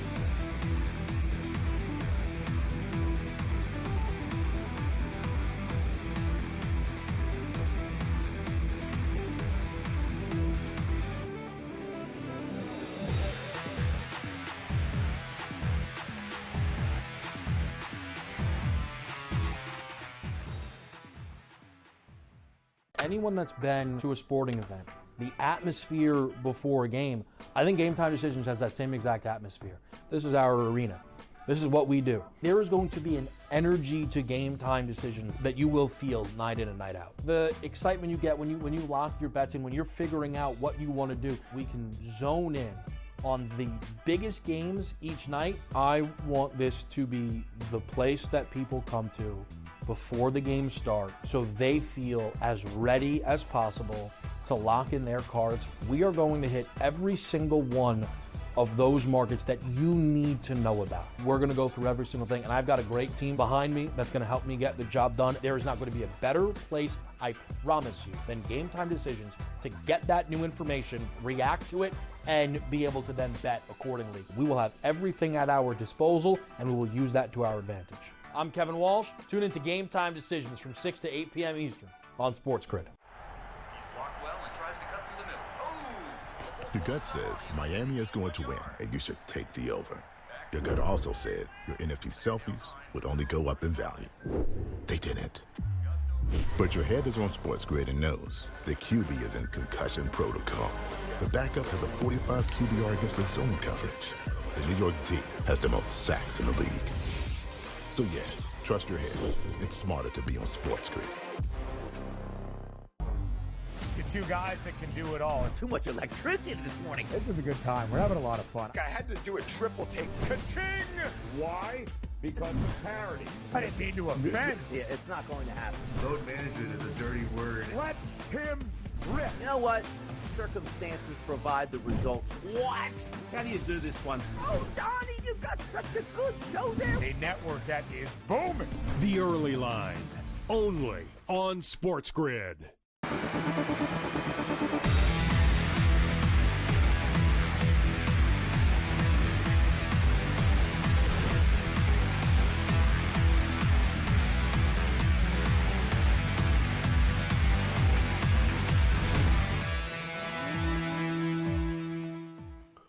In-game live. Game day continues. We're into overtime right now in the nation's capital. And the Washington Commanders are moving the football. And it looks like probably they're going to score a touchdown. And, you know, the Falcons played so well. They've done so many good things here. And this is slipping away from them right now. As the Commanders are a player or two. They just keep on doing these little dink and dunks. Daniel's running for it. And they're at about the 20-yard line right now. You know, man, this going to be a disaster. Not a disaster, you know, the fact that they came back and it helped the over and all that. You can't win everything, but I've got a Falcons +5 ticket here. You know, 6 is going to kill me. Like, just kick the damn field goal, man. Kick the field goal. Let's see more football here. And Jaden Daniels didn't really throw the ball on this drive either. So, yeah, he's at, I'm getting close, but I'm going to lose. He's at 225. I need a penalty. Go backwards. Actually, you know what? I got a shot at this, Kurtz. If they didn't run it again, I need a penalty. Go backwards and then throw the ball again. I got lucky with Penix like that. Actually, it helped one of the penalties. I don't want a touchdown here, Kurtz, but man, it seems like teams always score touchdowns nowadays. Oh, they're gonna score. There's Daniels for another first down. Wow. Maybe Daniels scores the touchdown after all. I'll take Daniels and McLaurin would be nice. There's going to be a lot of grief here over Raheem Morris and those timeouts on both halves. They lose this game. You know, I'm not going to say he cost the Falcons the game, but he certainly didn't help things. And that's he's going to have to come. They came up with a stop before. They're going to have to find a way to do it again right now. It's 1st and goal from the 9-yard line. This is a tough spot for both teams. It's not easy to score from this spot on the field. And it's obviously the Falcons are in tough here trying to stop Jaden Daniels. They tried to run Daniels again. That was kind of a conservative play call, actually, that Atlanta were sitting on. I don't mind that call. I would have done the same thing. Don't let the ball out of Daniels' hand here. But now, 2nd goal from with a 7 here, you're going to have to throw the ball. You know, you run the ball at Robinson here, you'll get to the 4. Probably somewhere. They're going to throw the ball anyway on 3rd down. You'll probably kick a field goal on 4th down, I would think. So if I'm them, I'm throwing here. I'm not running again. I'm going to have to throw it down. Maybe do a rollout, give him an option, do a run or throw. They've eaten up the entire quarter, too. Overtime. There's only 3.5 left already. 40 left. Yeah, that's crazy. That's what I'm saying, George. 10 minutes is ridiculous. Man, Daniels is so dangerous when he gets loose. Wow, we just got drilled at the end of this, but we got some big-time drama here. Now we got a 3rd and goal coming up. Jaden Daniels scrambling around. Looked like he was going to get in the end zone for a second, Kurtz. Then he got lit up on the 2-yard line. They're close. They're close. They might go for it, to be honest, because a tie gets them in, too. Yeah. What would a tie do for Atlanta? It screws them. It's like a loss. They lose control. They put it on the screen. They lose control. Okay. They need the win, right, to keep up, like, with the pace. Yeah, tie is like puts them in the same boat as a loss. Someone's going to have to call a timeout here. I don't know if you're Quinn, though. Man, yeah, so Washington just calls the timeout. 3rd and goal from the 2. I'm running the ball 1.5 2. I'm running the ball twice with Daniels. Yeah, he's going to score. I think this is a moot point. I'm going to get screwed over. I can't believe that they came back only to freaking lose like this. You keep trying to put this thing into the ether there and trying to jinx it. Yeah, I know. I want one more. Give me a stop and kick the field goal. You know what I mean? I don't mind. Kick the field goal. I don't have the Falcons on the money line. Kick the field goal. I don't think they will kick the field goal. I think they'll go unless they lose yardage or a penalty. I don't think the penalty. You're right. They'll probably go for the jugular. Man, that was a good hit. It knocked them backwards too, like as far as the direction. So it was a perfect hit, like you said. Well, they stopped them last time. This is like the Falcons' defensive line has to save the season for them again somehow. and, force them into a field goal. Like George said, make them lose a couple of yards on the play. Daniels is just so dangerous when the play breaks down. Our boy Matthias is freaking out right now, right? And no way. Zach Ertz. Did you watch it? Son of a... Man. I'm getting 5 and they lose by 6. Seriously? Let's see a review of this. Morris thinks it's hit the ground, but I don't know. He doesn't have a view of it. Let's see. Well, how about show you? You show 8,000 replays. Looks like a catch to me. Yeah, unless something happened there, that's I don't think any part of the ball hits the ground. Looks like a catch, and obviously they're going to review it at this time. But that's game over. It was a hell of a catch too. It was a hell of a catch too from there's Zach Ertz. Let's see. But they didn't run it with Daniels. That's annoying. No, and the Washington thing, it's a touchdown. The Washington Commanders clinched their first. The Commanders clinched their first playoff berth since 2020.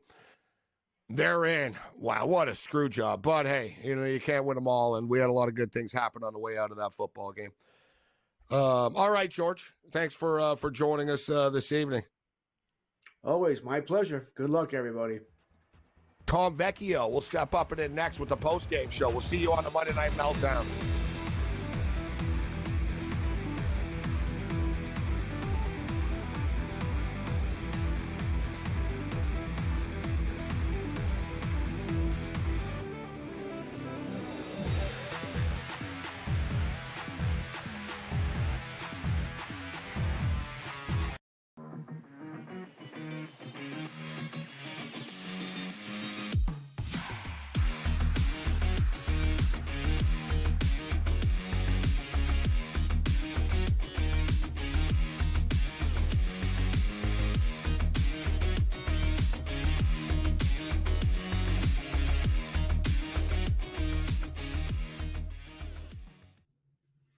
What's going on, and welcome to Pro Football Today post-game show. My name is Tom Vecchio. Sunday Night Football ended. What an ending we had. Commanders coming away with the overtime win, 30-24. This game goes over, ends with a total of 54 points. We do see the Commanders cover their pregame line. If you jumped in at halftime, like I said, and took them at plus 3.5, they covered that. We saw a good amount of scoring in the second half. Like I said, I was expecting to be a modest amount of scoring overall. Things really, really picked up, and we have the Commanders clinching a playoff spot. That's what this comes down to. A lot of we could talk about the props, we could talk about the production, this, that, the other thing, but the Commanders clinch their playoff spot with this win, and obviously this sets up for an extremely exciting end to the season for the Falcons and the Buccaneers. We can get into all of that. So, Jane Daniels, 3 touchdowns from him, the 227 in the air, a huge game from him on the ground as well, with 127 yards on the ground. A massive, massive performance in the fantasy finals. Not a whole lot going from Brian Robinson on the ground, and we will get into the rest of this as we did see Chris Rodriguez Jr. pick up that touchdown on the ground, but Zach Ertz comes away with that second touchdown for him, 672, and the 2 touchdowns from him. Zacchaeus, like I said, at halftime, he had the 1 touchdown and 85 total yards. A big dud of a game, though, from Terry McLaurin, a couple of drops from him, 7 total targets, only the 1 catch, which he had in the first half for 5 yards. So again, Commanders coming away with the win, 30-24. They clinched their playoff spot. We have a whole lot to talk about. We are coming up to a break in about a minute or so. We will get into the rest of this. A good game overall from Michael Penix. I'm not going to say it was an amazing game overall. A huge game from Drake London, a huge game from Bijan Robinson, and a huge game from Kyle Pitts. We will break all this down as the Falcons are obviously in a critical game next week. Again, Sunday Night Football, 30-24 in favor of the Commanders. They win, they cover, the game goes over. A great end to a great Sunday of football. We'll be back after this break, continue to break things down on Pro Football Today.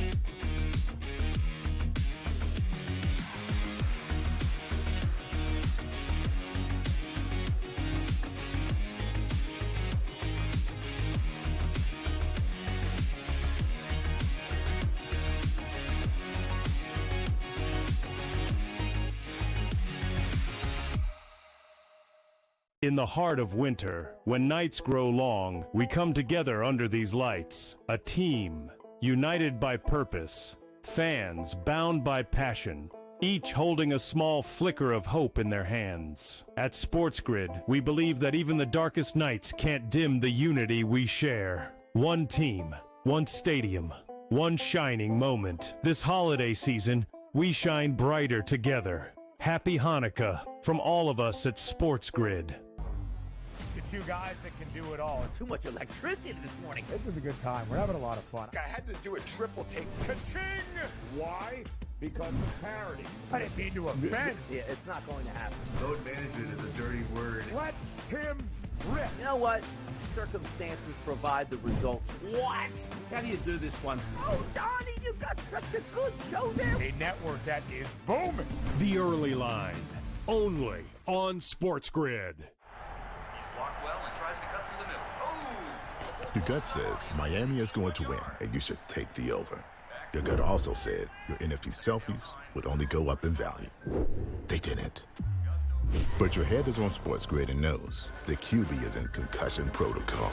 The backup has a 45 QBR against the zone coverage. The New York D has the most sacks in the league.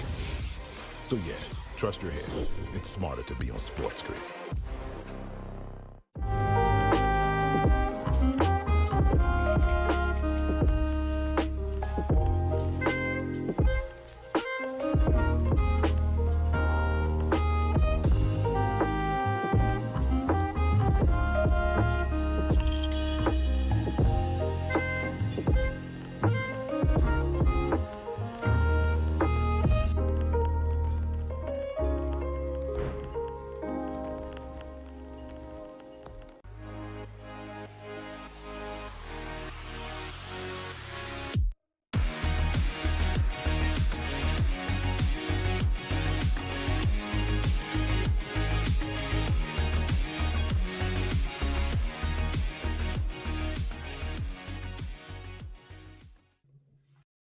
Going on, and welcome to Pro Football Today post-game show. My name is Tom Vecchio. Commanders coming away with a massively exciting win to close out Sunday Night Football, 30-24, 54 total points. This game goes over. Commanders cover the pregame line. They grabbed some in-game stuff. If you were here at halftime, I said I was jumping in on them at plus 3.5. They come out third quarter score, fourth quarter score. Of course, we see this game go to overtime. Big production from Jane Daniels. Absolutely fantastic game from him, locking up Rookie of the Year as he has for multiple weeks at this point. 227 in the air, 3 passing touchdowns, 127 on the ground. He did have an interception. He did take a couple sacks. It is what it is. On the other side of things, Michael Penix in his second full start, 223, 1 TD, 1 interception, that 1 passing touchdown went to Kyle Pitts, who showed up with a big game, 4 catches, 44 yards. And then, of course, the story for the Falcons was Bijan Robinson, 17 carries, 90 yards, 2 touchdowns on the ground. I believe he had 83 yards at halftime, 84 yards at halftime, somewhere around there. So an extremely slow second half. Now, granted, Washington opened up the second half with a very long, very methodical drive to put in that touchdown. So good stuff from them. Again, we did see the Commanders clinch their playoff spot with this, and this loss drops the Falcons down to the 9th seed. And as of now, the Tampa Bay Bucks are holding the 4th seed and the NFC. Now, there's a lot of tiebreakers that will happen because the Falcons do have the tiebreaker over the Bucks because the Falcons have beaten them twice this year.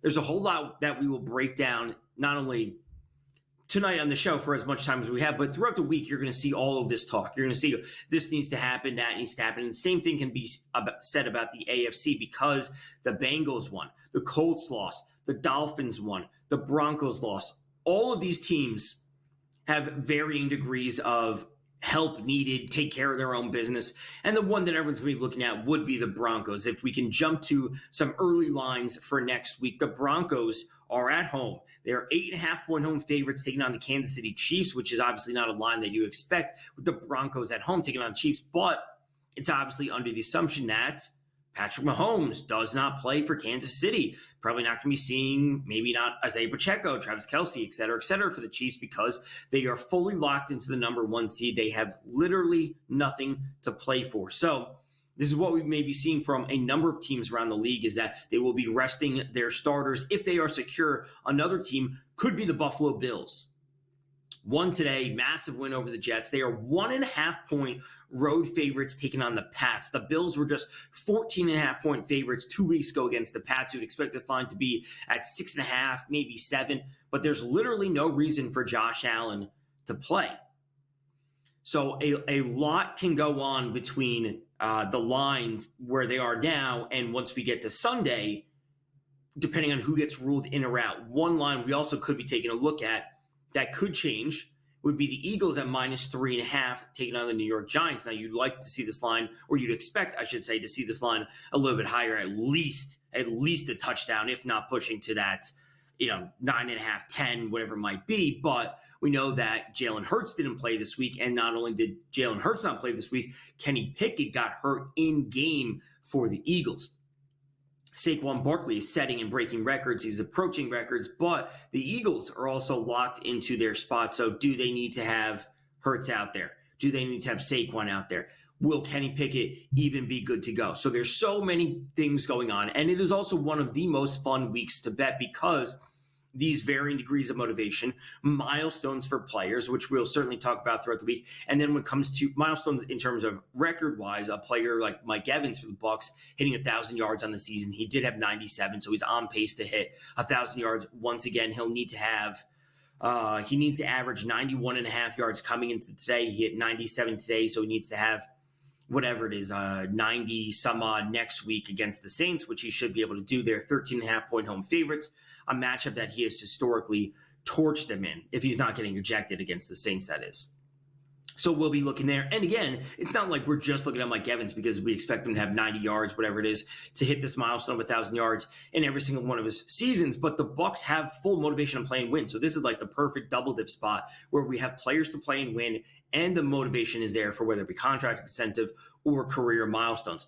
Another team we'll be looking at will be potentially the Ravens at 17.5. That's an insane line going up against the Browns, 17.5-point home favorites. But there's obviously now some speculation, or this is just my speculation, that we may not see Lamar play because with the Bills win today, they are fully locked into the number 2 seed because remember, we saw the Ravens beat the Bills earlier this season, but the Bills are locked into that spot. So will Lamar play? Will Derrick Henry play, et cetera, et cetera? This is what we're going to be talking about throughout the week. So it is not going to be a surprise to see some of these lines change drastically. Are we going to be seeing backups for all of the Ravens, all of the Bills, all of the Eagles? So if you like the lines early and you're expecting some of these teams to sit players, you want to jump on them early because, 17.5 is an insane line. Now, granted, the Browns with DTR at quarterback have done absolutely nothing over the past few weeks to show you any shred of hope.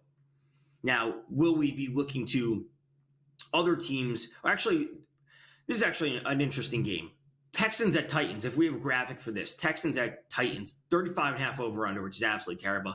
But the Titans right now are listed as 4.5-point home favorites, which is something you would not expect for the Texans. Now, the Texans have had their spot secured for a while because they've clinched the AFC South for a number of weeks. So they technically have nothing to play for. They were never going to move up and overtake the Ravens or the Bills or the Chiefs for any of those top seeds. But the Ravens are sitting at 9 wins, and their season win total is sitting at 9.5, or their preseason win total is sitting at 9.5. And as someone that has a ticket on them at over 9.5 wins, I'm now wondering that they're going to lose a game to the Tennessee Titans of all teams and not cash this 9.5 ticket as they've been sitting on some losses over the past few weeks. So week 18 in the NFL is actually a ton of fun. Teams in, teams out. We have varying degrees of motivation, players in, players out. There's so much to break down. We have one more segment as we're coming up against a break right now. But as a reminder, Commanders coming away with the win, 30-24 over the Falcons. They cover, the game goes over, and the Commanders secure their spot in the playoffs. We'll be back on the other side of this break. Pro football today, continuing to break things down and looking ahead to week 18 in the NFL.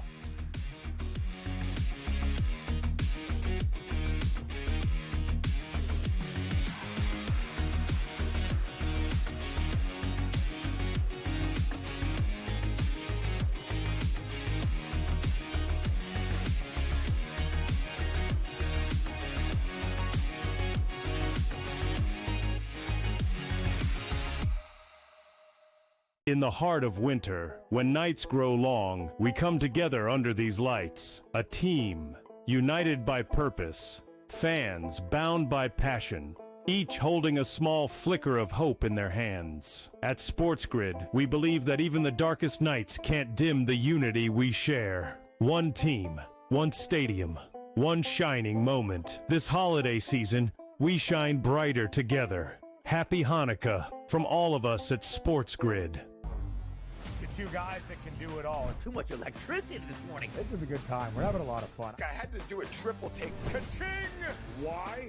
Because of parity. I didn't mean to offend. Yeah, it's not going to happen. Load management is a dirty word. Let him rip. You know what? Circumstances provide the results. What? How do you do this one? Oh, Donnie, you've got such a good show there. A network that is booming. The Early Line, only on SportsGrid.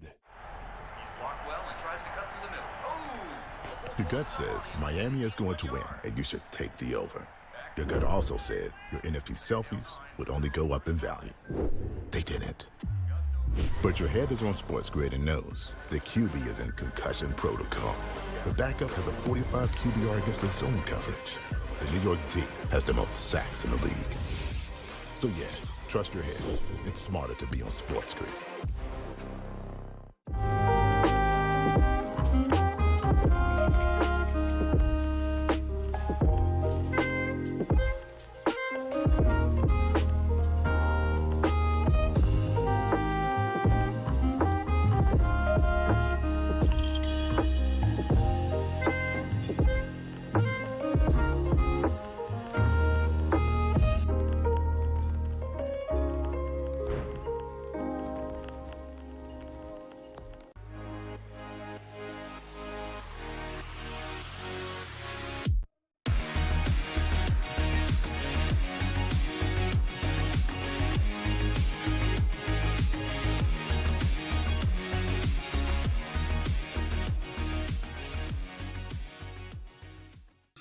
What's going on, and welcome to Pro Football Today post-game show. My name is Tom Vecchio. Commanders coming away with the win.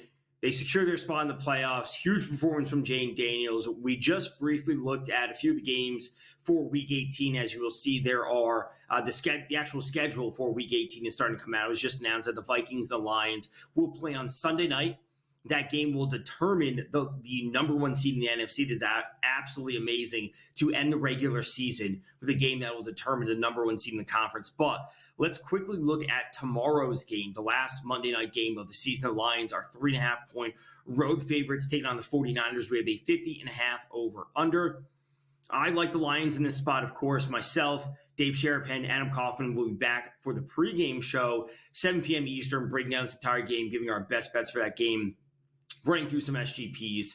I absolutely love the Lions in this spot. I love them minus 3.5, and as I will fully lay out tomorrow, I'll give you a quick preview. Not only 3.5, but the Lions minus 6.5 on the alt spread, and the Lions minus 9.5 on that alt spread. The Lions winning this game by a touchdown or 10 points really isn't out of like the realm of possibility. I think the Lions want to come out and make a statement about this game, and also get a little revenge for last year's NFC Championship game where they weren't able to seal the deal in the fourth quarter. And this is something that the Lions have done previously this season when they went down to Dallas and ran up the score against the Cowboys after we saw late last season where they had this discrepancy of the Lions not having the lineman report as eligible, but he was reported as eligible. All this confusion that they had, and that cost them a game, cost them seeding in the playoffs.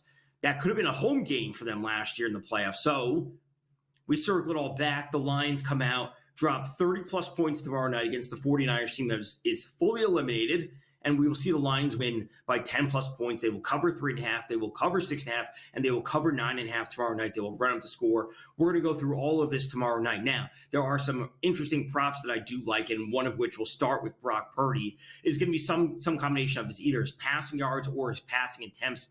The Lions defense is dealing with a ton of injuries, and we have seen quarterbacks, even Caleb Williams last week, go for 300-plus against them. So I would not be surprised to see this as a higher scoring game, as the 50.5 over-under would indicate, but a 31-20 kind of feel, 34 to 21 kind of game, I think is what we should be seeing. And as we will also, of course, discuss all over the pregame show tomorrow, who we are expecting to score, because we have Gibbs listed at minus 250.